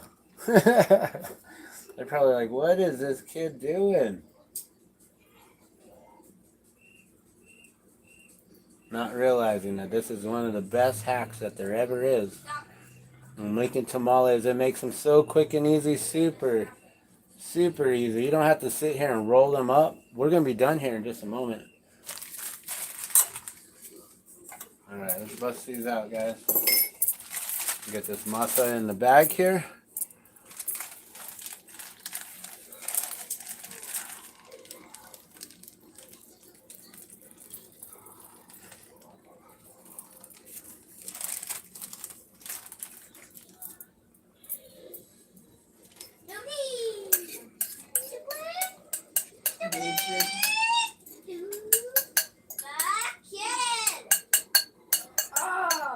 This does feel a little bit moist still compared to the other one, so we'll see how it sets up as a cup. This will be fine for the topping, but to cover it. But let's see if this actually has the thickness to hold up the walls on its own. Alright.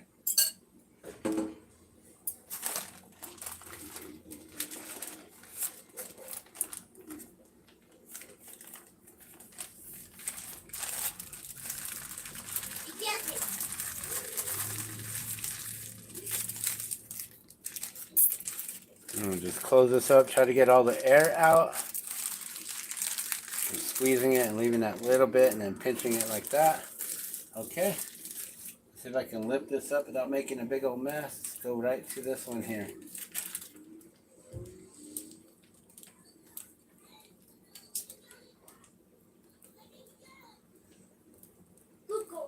I think you say cuckoo brains. So far so good. Looking like good mix there.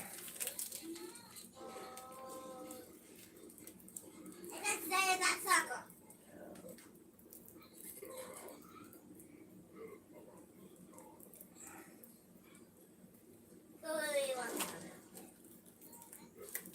But you could have stepped down then.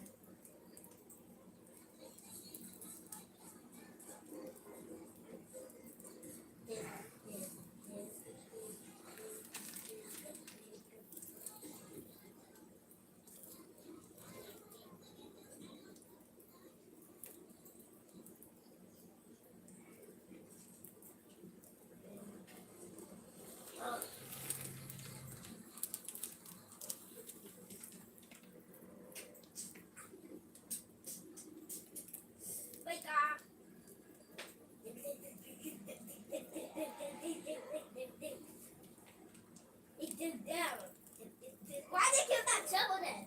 Okay, and we have a few more here. And hopefully we'll have enough mix to do the tops.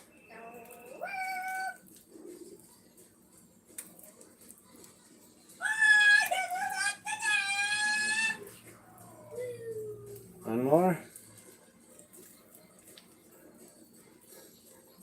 Yeah, so that came out pretty good. Nice and thick. Still got enough for the tops there. So let me just make sure that these cups are good. That one's a little moist there. Just make sure that these got a good cup shape, pushing them up against the wall here. And then we'll add some of the mixture in. And then we'll close up these tops here and we'll bake them.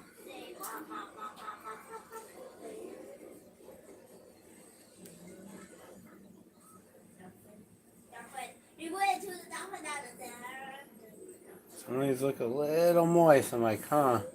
Maybe these last ones aren't going to be as good as the first batch, but we'll see.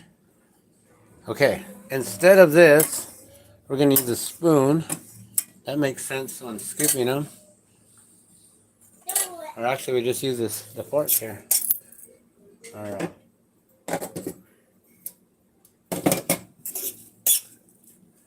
Just get a little bit at a time. Make sure that enough of this goes all the way around.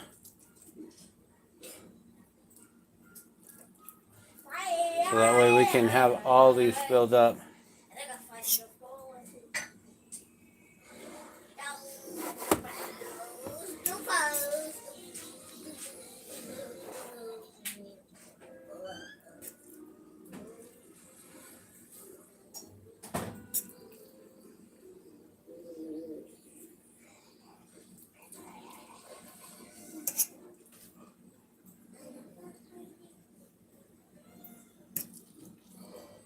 A spoon might have been better than it wouldn't stick to the fork like it is.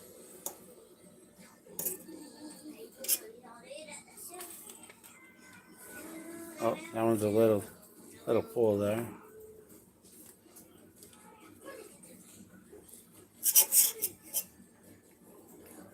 I think we're going to have plenty of filling.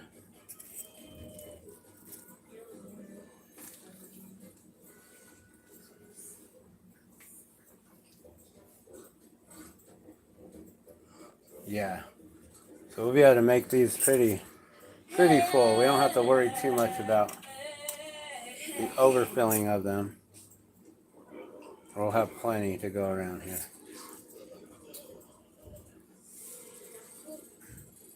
So these are going to be nice and thick.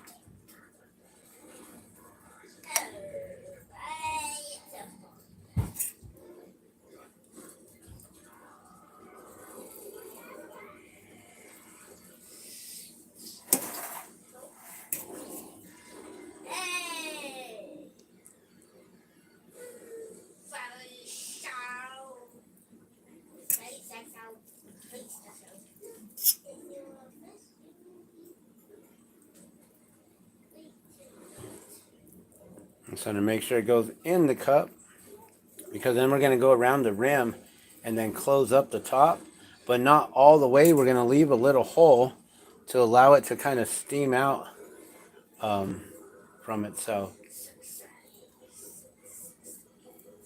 All right, those look good. That one in the corner needs a little bit more. There we go.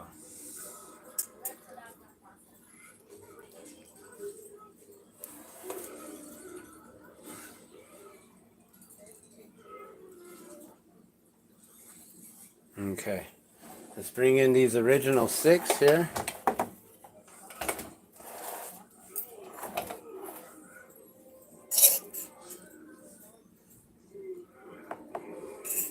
I don't know if these have a bigger cup size or not.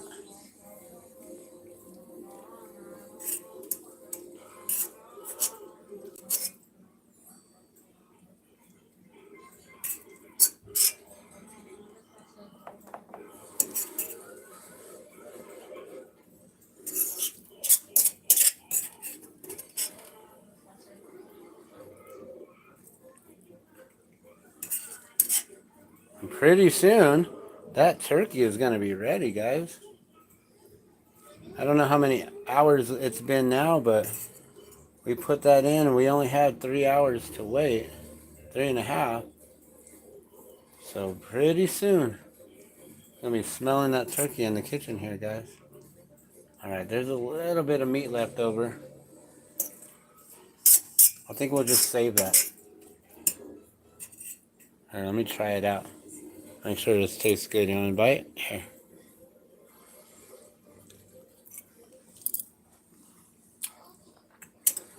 Oh, dang, that's good. Okay, so now we're gonna pipe the top. We're gonna basically close them up. Here, I'm gonna move this over so it fits a little bit better.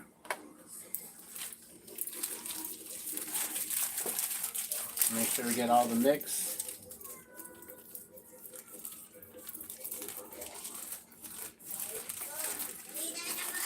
This is also a cool way to make pancakes. If you guys ever do pancake pictures and things like that, you can draw things and stuff like that. But all right, we're gonna just go around the edge now.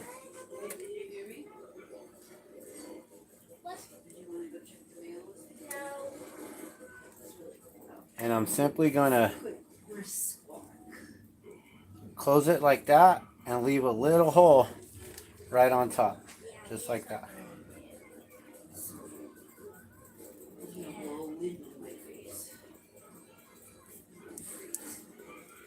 I'm gonna go to the mailbox really quick. All right.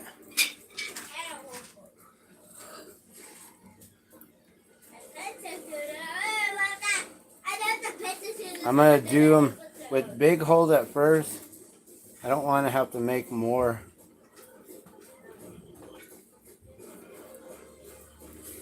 Of the batter. So I'm trying to make sure it goes all the way around.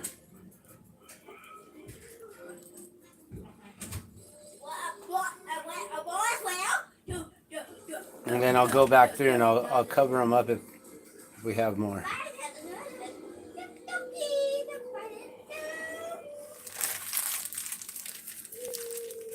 I hope I have enough.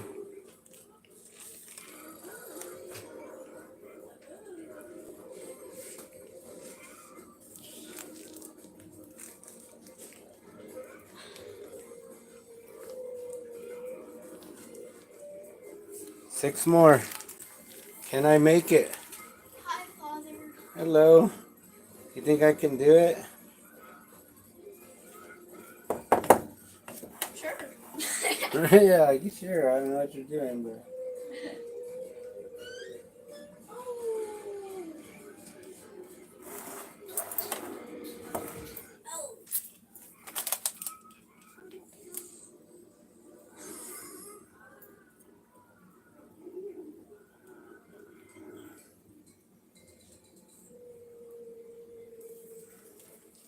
Like right on the very end. Like, oh my gosh.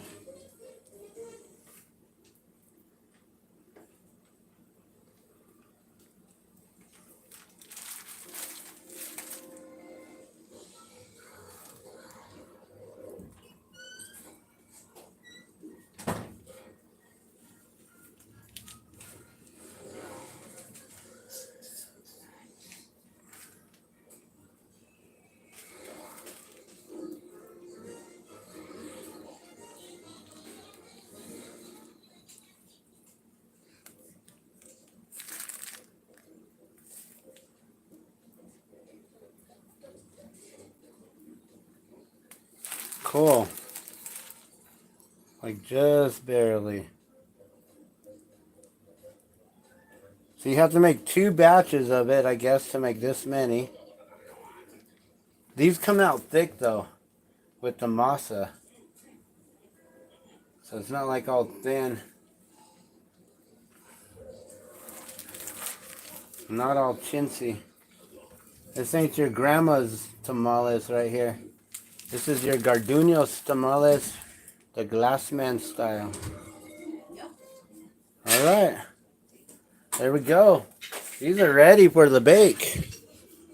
Yay! Time for the bake show. Bake sale. $5 each. Just kidding. I don't know how much I'd sell these for. But that's pretty awesome right there. So now, man, I wish I would have put that little bit of a layer on that turkey. I don't know if I can lift it up. Can I take it out? Ah, that'd be kind of... Can I take out the turkey?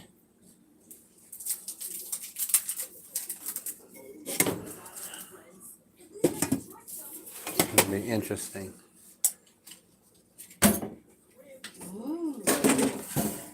It's a tag. You got something and good? It says Mary.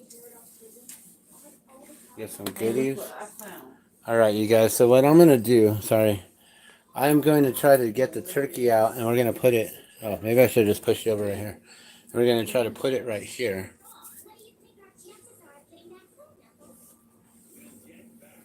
And clean as you go, always. That way it's not harder of a mess to clean later.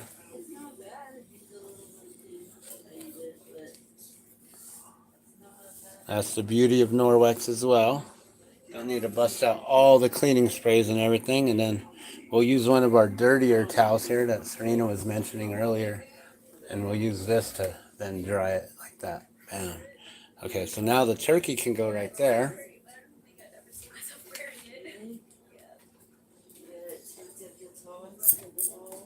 What are you guys talking about? A debutante ball? Oh my gosh. No one's gonna wear that.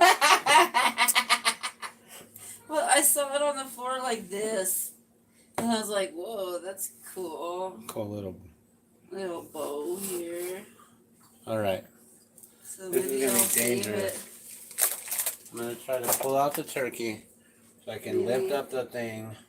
So I need this and this. Okay. Here comes the danger right here. So we're gonna lift this up. We're gonna try to take it out as quick as we can. I'm so glad I got 2 pans so it's not all flimsy. I'll lift one of these so we can put the tamales right there underneath. Get the turkey back in. And then the tamales right underneath. Like a soul with the knee. Oh, you guys can't even see what I'm doing. Okay. Tamales are in. Turkey is in. Check that out, guys. We got turkey and we got the tamales in, just like that. Okay, so we're going to close this back up. I don't know how long I'm supposed to cook those for. I'm going to have to read some instructions. I got some dies. But I can't ever read this. Oh, cool. So cutouts. Mm-hmm. Okay, what does this say? Can we see it? Come on.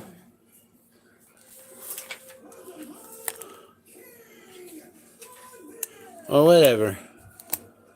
I think I might be able to read it.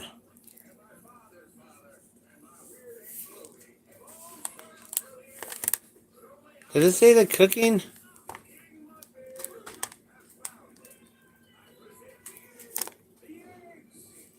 No, it doesn't tell you about tamales. Empanadas, tostadas, perdones, empanadas. Okay. So we're just going to cook this for a while until they start to get golden brown on top, and then we'll pull them out. That's my idea. All right, so what's next? Oh my gosh, this is crazy, guys. Anyone else cooking Thanksgiving today? Anyone else doing this? This is crazy. We're making turkey today. All right, so the next thing up will be maybe bizcochitos and cookies. Or no, I need to get some potatoes going. All right, so let's get the. We're gonna bust out the Norwex cutting board here. This is bamboo and something mixed together. I don't know, it's bamboo and corn husk or whatever, but it's nice, BPA free. So you don't have to worry about all them plastic forever chemicals and things like that. All right, so we're gonna get some potatoes out. I got a big old sack of potatoes here. And then I'm gonna peel them. I'm just gonna bring the trash can this way. That way we can just peel it all right here in the camera.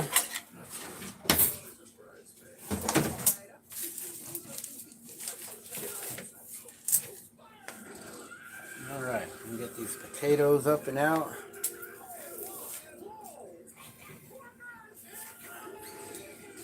All right, so I got a bag of potatoes here.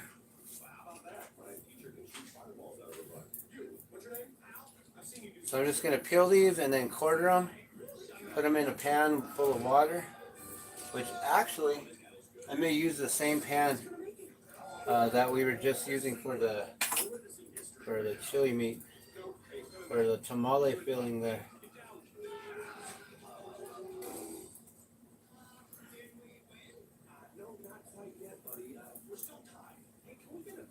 And then probably put on some pozole, and then maybe make some red chili on the side also. Then I can have some pozole with some tamales and have the total traditional New Mexican style, except minus the enchiladas. Oh, look at that. Oh, I heart you. That's cool. We'll just leave that right there.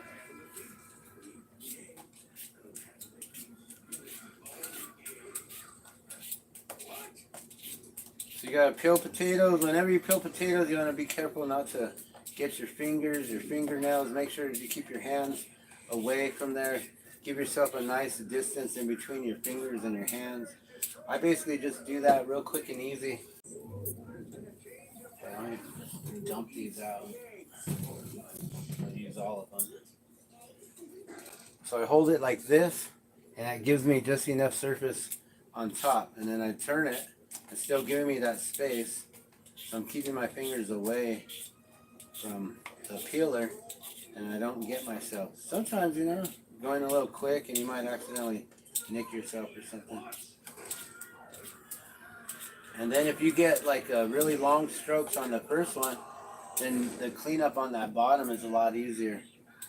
Short potatoes, harder to hold. Still, you want to try to get the majority of the potato going down. So then the cleanup coming back up on the other side is a lot easier. Scraping that off on the top there. And this potato has some sort of a little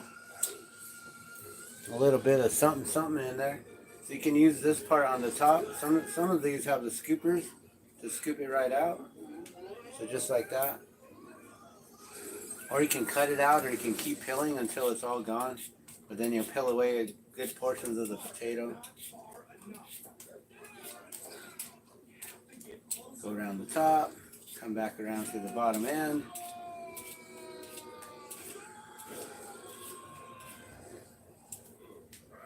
I'm just going to peel this whole bag here.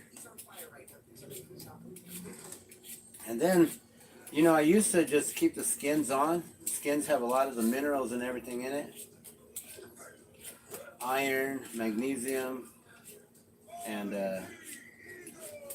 sodium, of course, probably.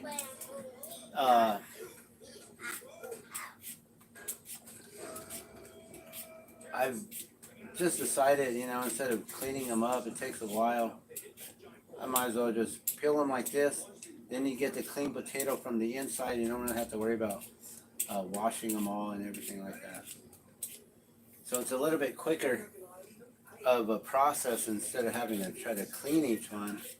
Even though we do have an awesome Norwex produce mitt that scrapes carrots and potatoes really well, I prefer this way now. And I'll leave some of the skin on here from, you know, a little bit here and there.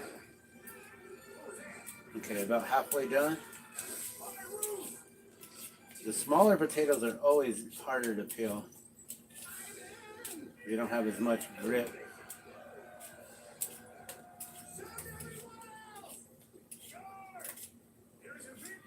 You just got to be careful. That's all. Take your time. Be careful with it.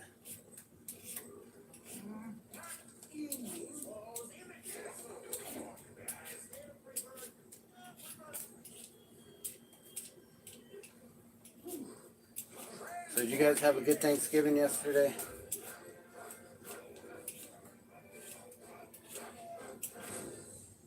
Ours was cool. Ours was real chill, mellow.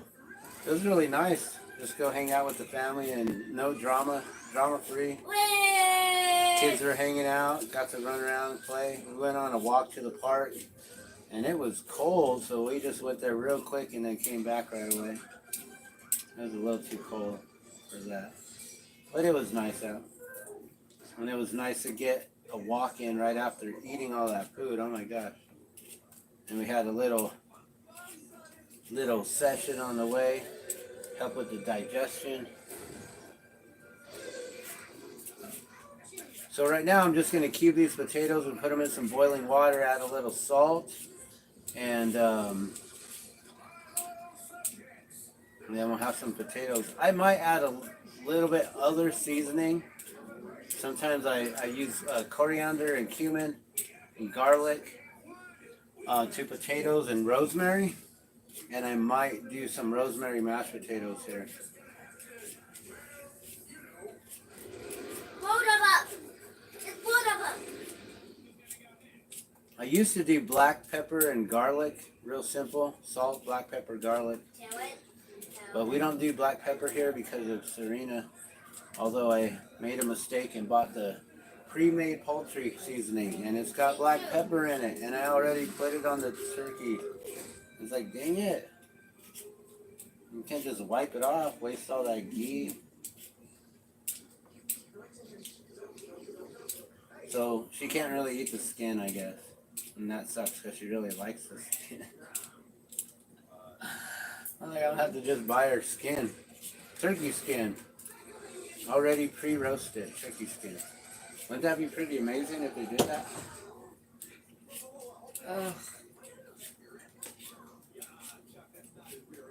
My phone's charging. It wasn't charging. It couldn't charge, and it wasn't charging now. It's at like 2%. So I need to take pictures, and I can't. Oh. Oh yeah.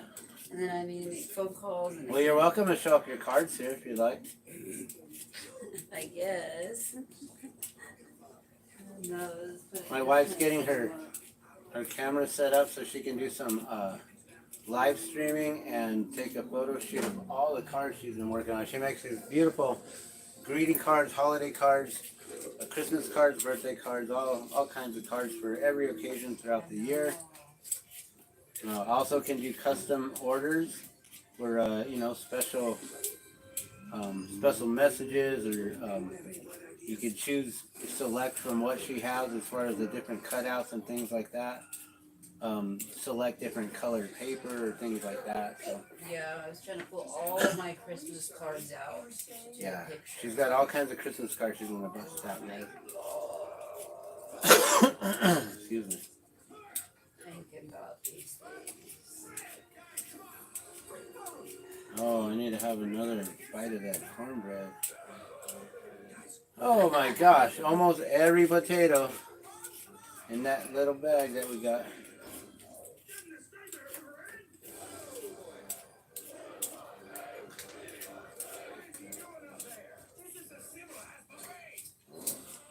It's a civilized buffet. What you guys watching? He's watching Oh, he's watching the rest of his movie from yesterday. what was that, like Angry Birds on? I know.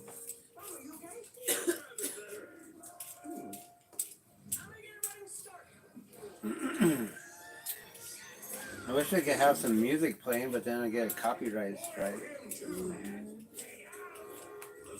Sleigh bells ring, are you listening? In the land, the snow is glistening.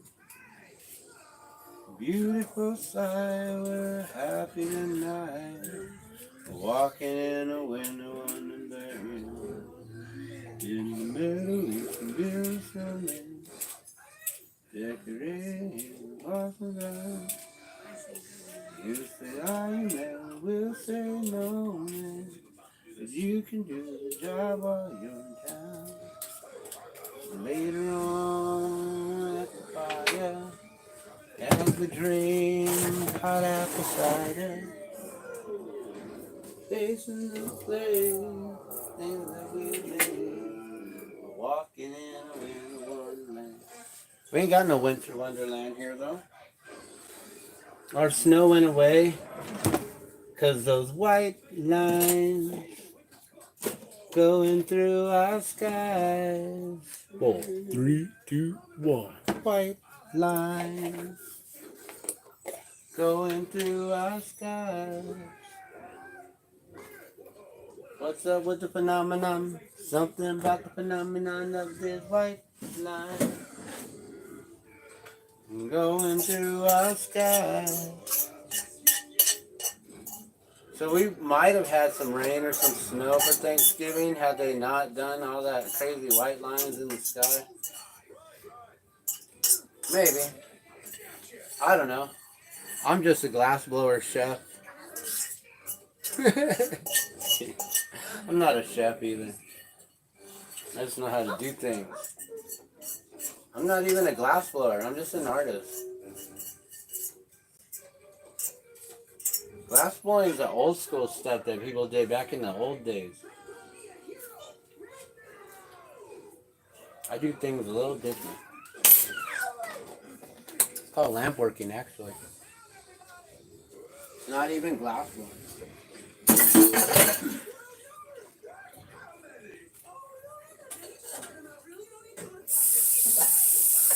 All right, once again, gotta get the Norwex busted in here.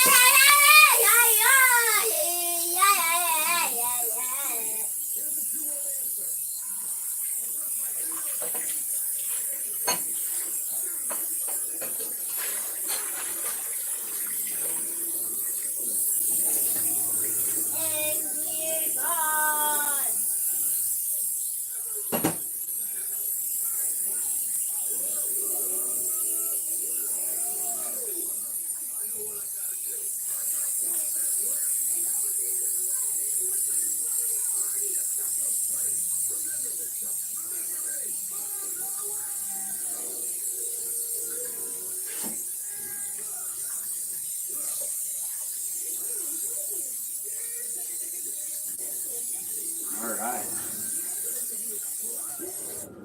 And put the potatoes in here. Add some water, salt them. And then, what else is next?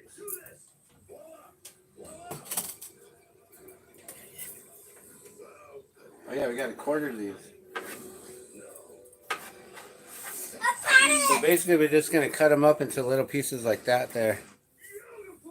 And quarter them up. Here, let's bring you all back. Bring you back in nice and close here.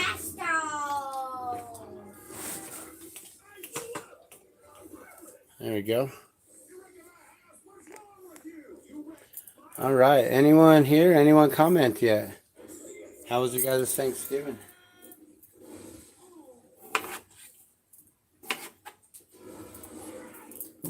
It was good. Yours was good? Yes. I didn't have to cook a lot, which was nice because I'm really tired and fatigued. And oh my gosh. I got to see your aunties and they were nice to me. My family was nice to you, though. Yeah, they were nice to me. Yeah, it's not like that. I go to your family. They were nice to me. They didn't treat me bad. No, They didn't there's say no reason. bad. There's no reason. Why would they? They didn't say bad things about my Facebook. I'm just kidding. I don't know. Diane goes into weird stuff. Yeah, They it were was cool. nice. Drama free. Yeah. Good food. Good company. They're just watching their football game. Yeah, that's like I said. They just do football. I was surprised that there wasn't a lot more drinking and beer going on and stuff. So I think a lot of the family was cut back. Nice. Yeah, that's cool, huh? Oh, I'm almost 9 years, guys. No drinking now. Baby potato. Another baby. Here, let's still do this one like that.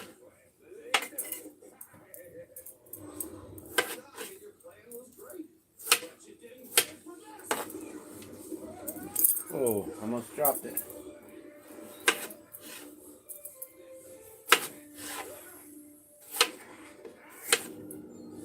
Yeah, and they liked your pie. They thought your lattice was cool. What? You made that? Whoa. Like, dang, fancy. I had someone ask me if I sell them, if I sell pies like that. Maybe you should. It's worth like $12, maybe more, because they're gluten-free, dairy-free. Yeah. Yeah, you know, like the biscochitos that we're about to make. That's something I've been wanting to sell as in a dozen.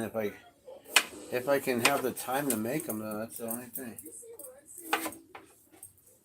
I'm just selling at when we're vending, especially during the Christmas thing. Yeah. All right, and then once again, guys, look at that. No soap, no water. Just simple using the Norwex sponge, the dryer, drying cloth. Simple as that. Done. Put it away. Do that with this as well. Just simply wipe that. Get all the potato starch all wiped up. It's going to mechanically pick it up from the surface with ease, just like that. And then we just get this and clean it. Nice and simple, just like that. Done. And we can put that one away. Oops. I stepped on all the potatoes. Alright, so now let's get some water put in here. And then this, I should have put this in the fridge. Maybe we'll just put this in a pan and start cooking it up. Okay, so now we can get some water. So basically we've been coming way over here to the water spot where we got a whole bunch of stuff going on over here.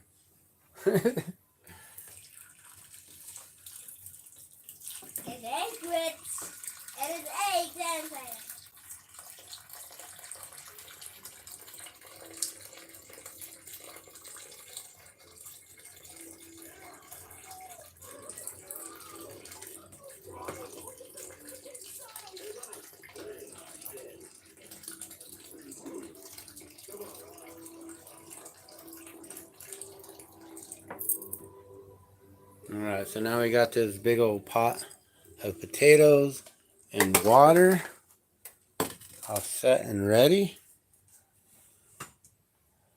And we just bring that to a boil. We'll cover that. I'm gonna wash the lid real quick so I don't get all the chile in the potatoes. So once again, just simply using the sponge, going around the rim, getting the inside, outside of the rim all nice and clean. Get the glass, get the outside surface all clean, and just dry it. Done. So this is cooking and cleaning. This is cooking with the glass man, but you're always watching me clean. Always using the Norwex. I'm always promoting it. Oh, you're baking with the glass. If you guys want it, oh yeah, it's baking with the glass man. That's right. I'm sorry, Boogie decided it's baking with the glass man. He changed it today. Yeah, so we're baking with the glass man. So, oh my gosh, what is next? I'd like to buy a valve now. Woo! Okay, we got potatoes on. Gravy is going to be simple because we got these packs here. So I just got packs of gravy mix here. It's simply organic turkey flavored gravy. That's going to be easy. I think you just add water. I hope. I don't know.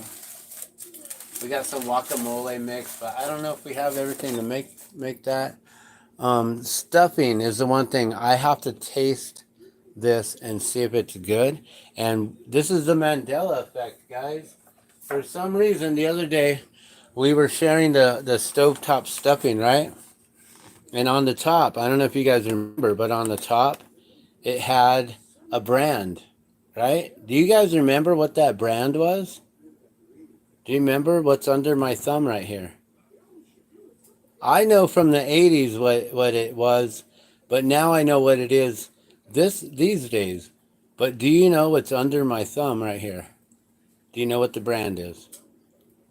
Because back in the days, in the 80s, I remember there was this brand that was just, that was the best thing. If your friend's mom was cooking it, you were like, oh, I'm going to Billy's house. I'm just spending the night there. His mom's making stovetop, right? And then the guy would come in, Stouffer's stovetop stuffing, right? And now it's made by who? I don't know. Who's what? Where did the label go?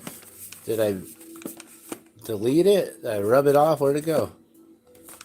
It's no longer there. Who makes it now, guys? That's a crazy Mandela effect. But we're going to try this. Make sure it's not stale because it's a little bit past due. Maybe even a lot past due. But we're going to test it out. I'm going to just see is it stale or not. If it is, I'm going to go back to the store and buy some more. Because I want my stuffing. I don't think we have another box. We got the Hawaiian rolls. Oh, we got to make you some gluten-free rolls too, babe. Yeah. Okay. Well, let's make a pumpkin pie.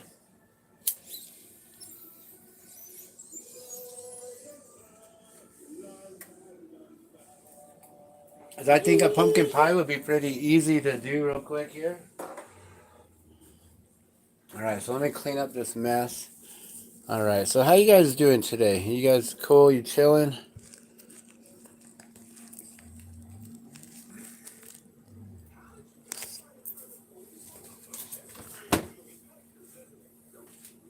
Got the tamales going. Oh man, those are gonna be good. I can smell them actually. Can you? A little bit. I can smell them. Yeah, they gotta go longer though, that's for sure. Okay. So, to make pumpkin pie, we're gonna do a gluten-free, dairy-free pumpkin pie. We got the Libby's, and they call for their famous Libby's famous pumpkin pie calls for 1 can of this, 3 cans of condensed milk. We're gonna actually use 2 cans of coconut milk. So we got 2 cans of coconut milk. We got the Libby's pumpkin pie here. It says to get 1.5 cups of granulated sugar. So let's get the sugar out, guys. And I do believe I have a little bit left in this bag over here. So we'll finish this up now. So we got this sugar here. Organic Simple Truth. This Simple Truth Organic sugar with the Libby's, which isn't organic at all. You got 4 large eggs. I think we have just enough in here, but I got another 18 of eggs somewhere. Yeah, we got 5 eggs here, so that's plenty. And we'll need some ground cinnamon, ground ginger, some cloves, and then the pie shell, and a little bit of salt. So In order to make these, we definitely need this bowl here. So let me wash this here real quick.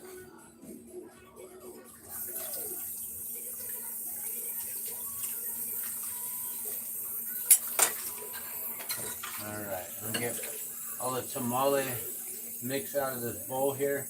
So we have to mix the dry ingredients first, then beat the eggs in a separate bowl, combine all that together with the pumpkin pie mix,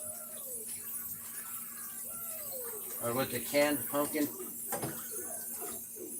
and then that's it. It's real simple, and you just pour that in the pie shell and bake it. I forget what we bake it at. I don't believe it's at 325. I think it was maybe 350. So we might be able to cook it still with this. We may just wait though. I don't know. Like how are we gonna wait? We can't wait. I guess we could. We could put it in as I'm carving the bird. We're gonna have to pull it out, let it cool down for 15 to 20 minutes before carving it. So then I can put the pumpkin pies in at that point. They do take close to an hour to bake though. So I guess I'll have to keep an eye on it while we're eating and everything.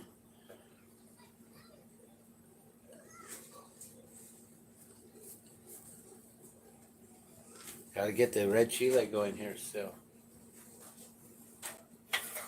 Although I'm probably the only one. Am I the only one who eats red chili on the turkey? I don't want to eat Look it. at Daddy. Look what they're about to do. You The want three to, boys like you are said. three cannons. Yeah, they're gonna do the electric. My wife's shock ulcer will be doesn't fun. allow her to have the red chili. Ready? Sad. Okay, Wow. so let's get all the dry ingredients. So we need the sugar Two, I have to have the first. chips and the balls. Three Let me mixed clean up. this. These weddings. We get our measuring cup all clean here. It's pretty wild to just do dishes like this, you know. A lot of people are just like, what? You don't wash with soap? Gross. You guys are disgusting. But really what it is all the soap residue actually stays on your dishes, and then you eat that. You drink it, you put it on your lips, you get to have it. It's all yours. None of ours. We don't have any residue, no soap residue, no vinegar and lemon and baking powder or baking soda, whatever. No residue, all nice and clean. That's the beauty of Norwex. Alright, so now that's ready to go. Bam. Okay, 1.5 cups of sugar is what I think I remember. 1.5 cups of granulated sugar.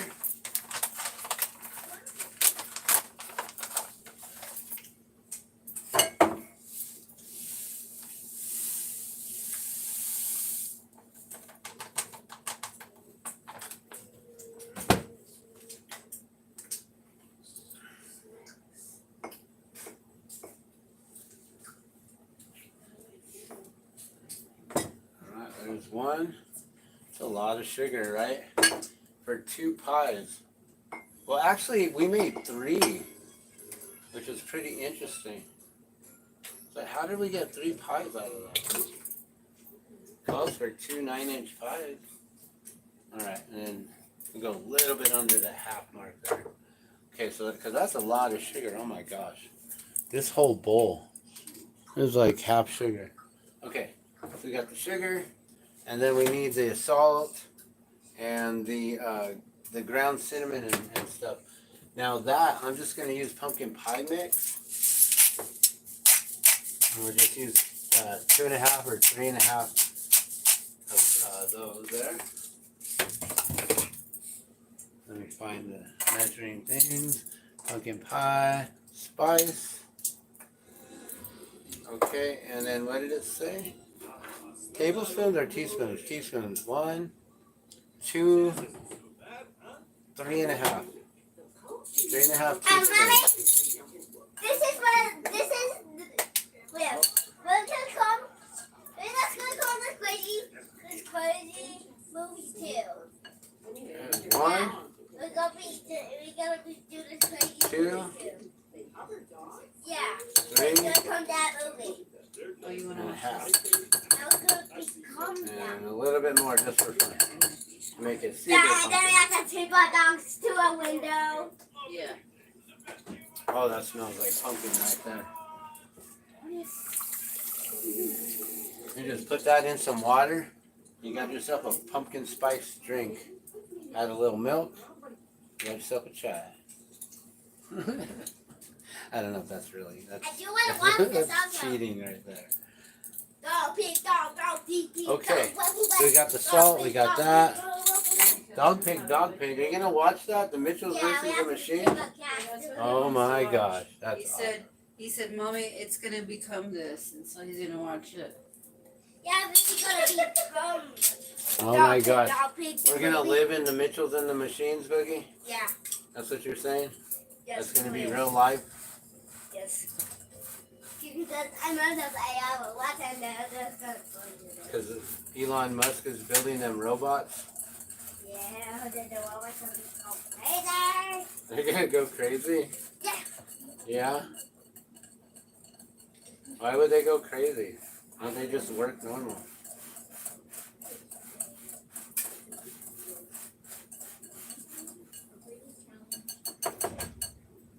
Okay, so I believe that's all the dry ingredients there.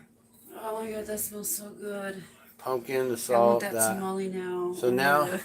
Oh, tamales are gonna be done soon. Okay, so now I need this other, wait, that bowl. Can you hand me that bowl? Yes. Thank you. So now we need this large bowl here. And now we mix up all the other ingredients. We're gonna beat the eggs and then whip in all this stuff into it here. So we need the 4 eggs.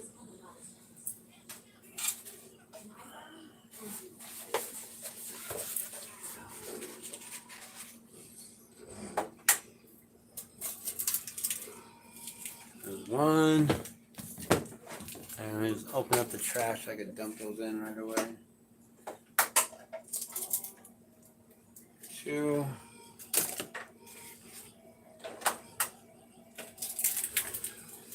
3.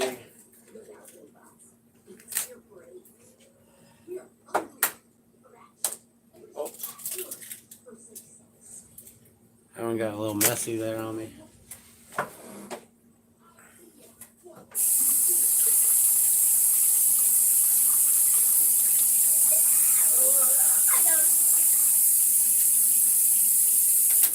We got egg on the can opener here, but I'm gonna use the Norwex. Make it all easy. Egg on the beater, which doesn't matter. Egg on the spatula that I just cleaned. We'll just clean that again real quick. I'm wasting water. We don't even need the water running. Okay, that's clean again. Clean again. Clean. Can opener. Done. Oh, I need the can opener. Done. Okay, let me just open this up here. Whoa, those eggs look like they're about to fall. Crazy.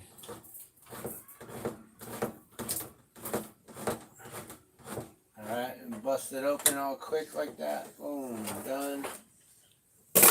Can opener. Now we're going to whip up these eggs here, guys. So let's bring y'all back in so you can see what is going on here. So it's Thanksgiving for us again. We didn't cook yesterday. We went over to our families and cooked, or ate. We didn't cook. I made some whipped cream though. Gluten-free or dairy-free, actually gluten-free too. Whipped cream. It was made with pea protein and coconut, I believe. Coconut flakes or coconut powder. Something like that. Alright, so we're just going to whip these up real quick here. We got some eggs going. So, how do you get in a phone? You can't call my Oh, that's the worst angle, huh? Look at that. That's crazy. That's a crazier angle right there.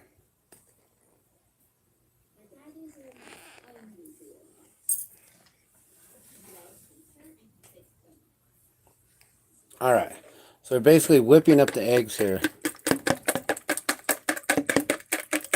I don't know if that made it any better.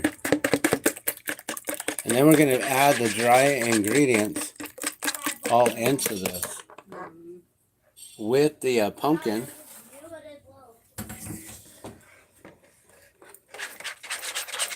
So it says beat the eggs, and then it says to mix the pumpkin and the dry ingredients with the egg. So let me just get this.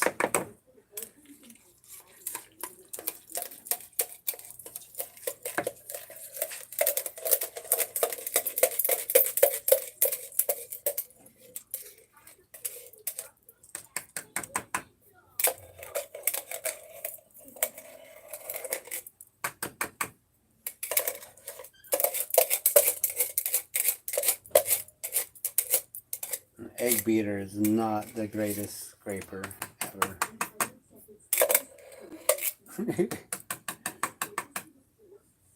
But that works, okay.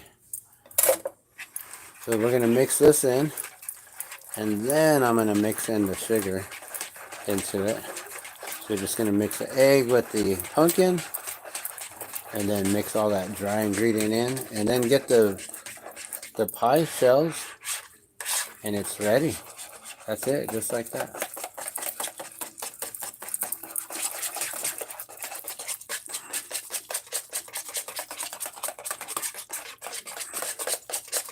And beat those eggs in there really good. Make sure it's all nice and fluffy.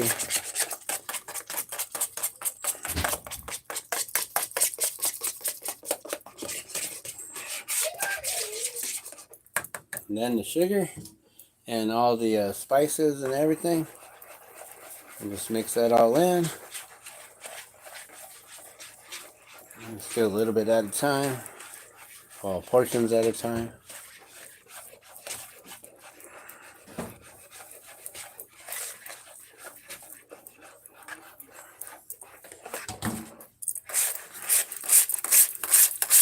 Make sure you scrape around the bowl, get all the sugar, all the dry ingredients all mixed in.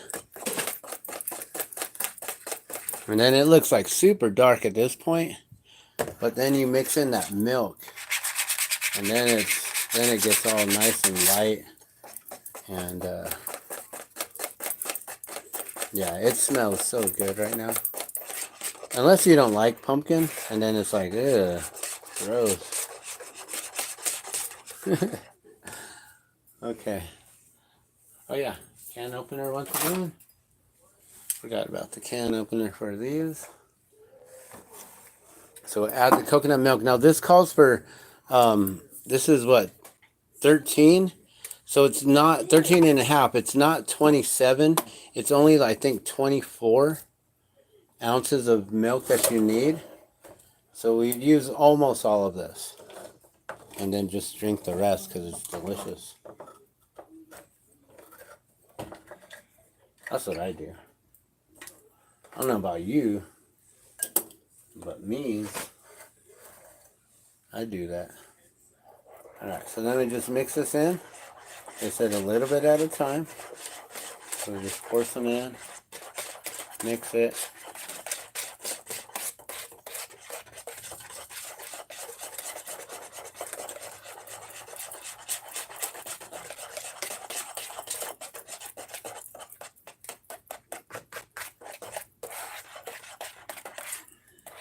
Make sure you get around the edges so you get all that thick parts.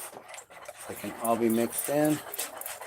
And when you make this with coconut milk, oh my gosh, there's just something about pumpkin pie made with coconut milk. It's so good. If you guys ever tried it, never tried it before, I strongly recommend, or highly recommend, you trying it out.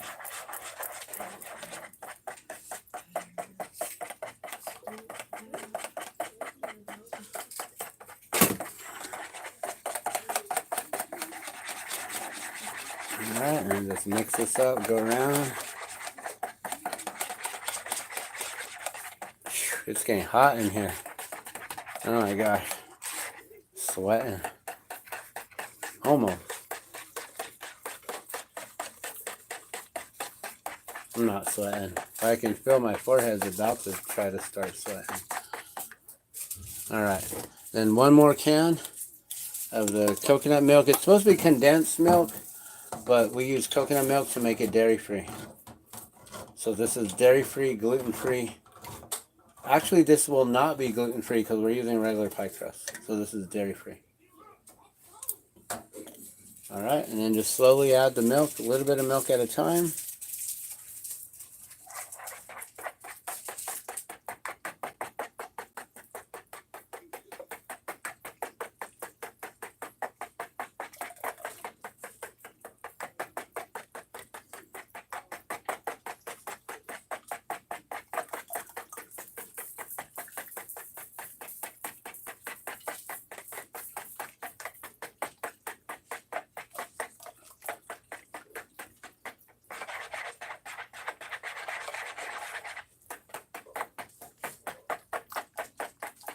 And then, like I said, we use almost all of it, but not all of it, because I think at that point it'll be a little bit too thinned out.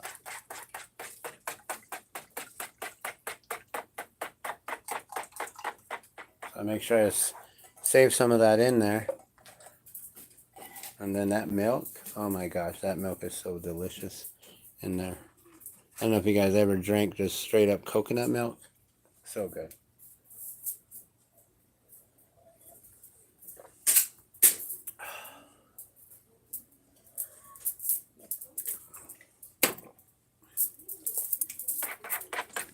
Alright, and I'll mix this all up again real good. Be careful, don't move that.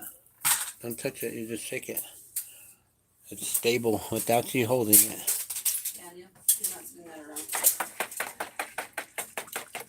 around. Alright, now this is ready, guys.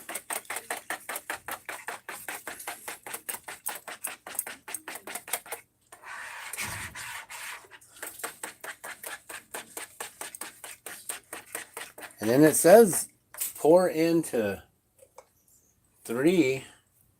Here, I'm going to actually scrape out this last little bit in the pan. Just going to clean the knife here real quick.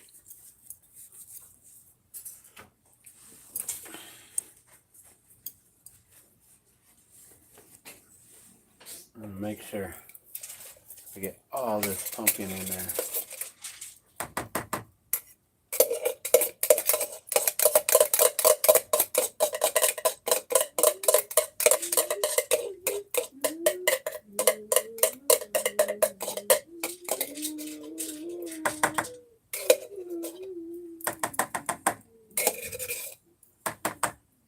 Yeah, that was a good tablespoon of still in there.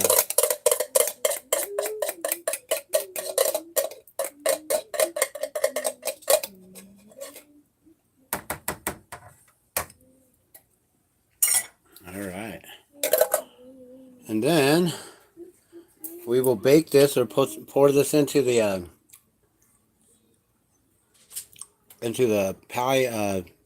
pie crust.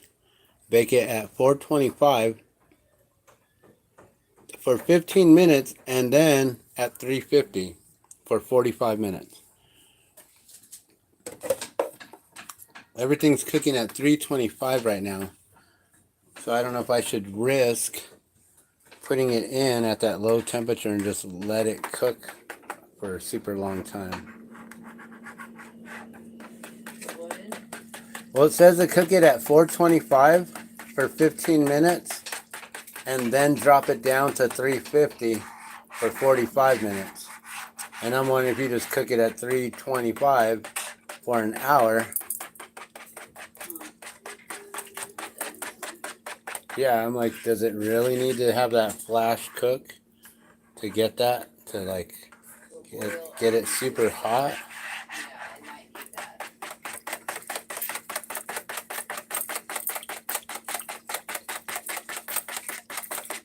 Yeah, it is chemistry. I do know this. Alright, well, we got this ready. I might have to just put this in the fridge for now. Oh, we're waiting for everything else. We got the potatoes going though. Potatoes are all sudsing up. Got a nice boil going here. At this point, I'll probably salt them add a little bit of garlic and some, oh, this milk is good. And add some, I might add a little bit of coriander to it.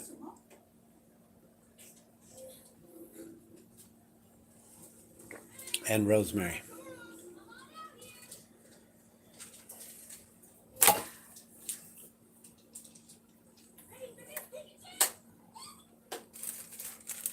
Yeah, which we definitely got some really good fresh rosemary right here. So we'll just crush this up in my hands. And we'll drop some of this in.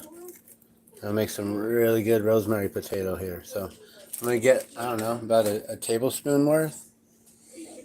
And I'm just going to grind it up right into the water here. So let me make sure I get any little bits. This is real fresh. Came from one of the yards that I take care of. So let's make sure there's not like any like seed pods or any just stems or anything in there. I'll make it all nice and clean. That looks good. Okay, and then what we're gonna do is we're gonna take our hand and just grind it like that. Just grind it into itself. Get your fingers, just grind it all up. Mix it all in.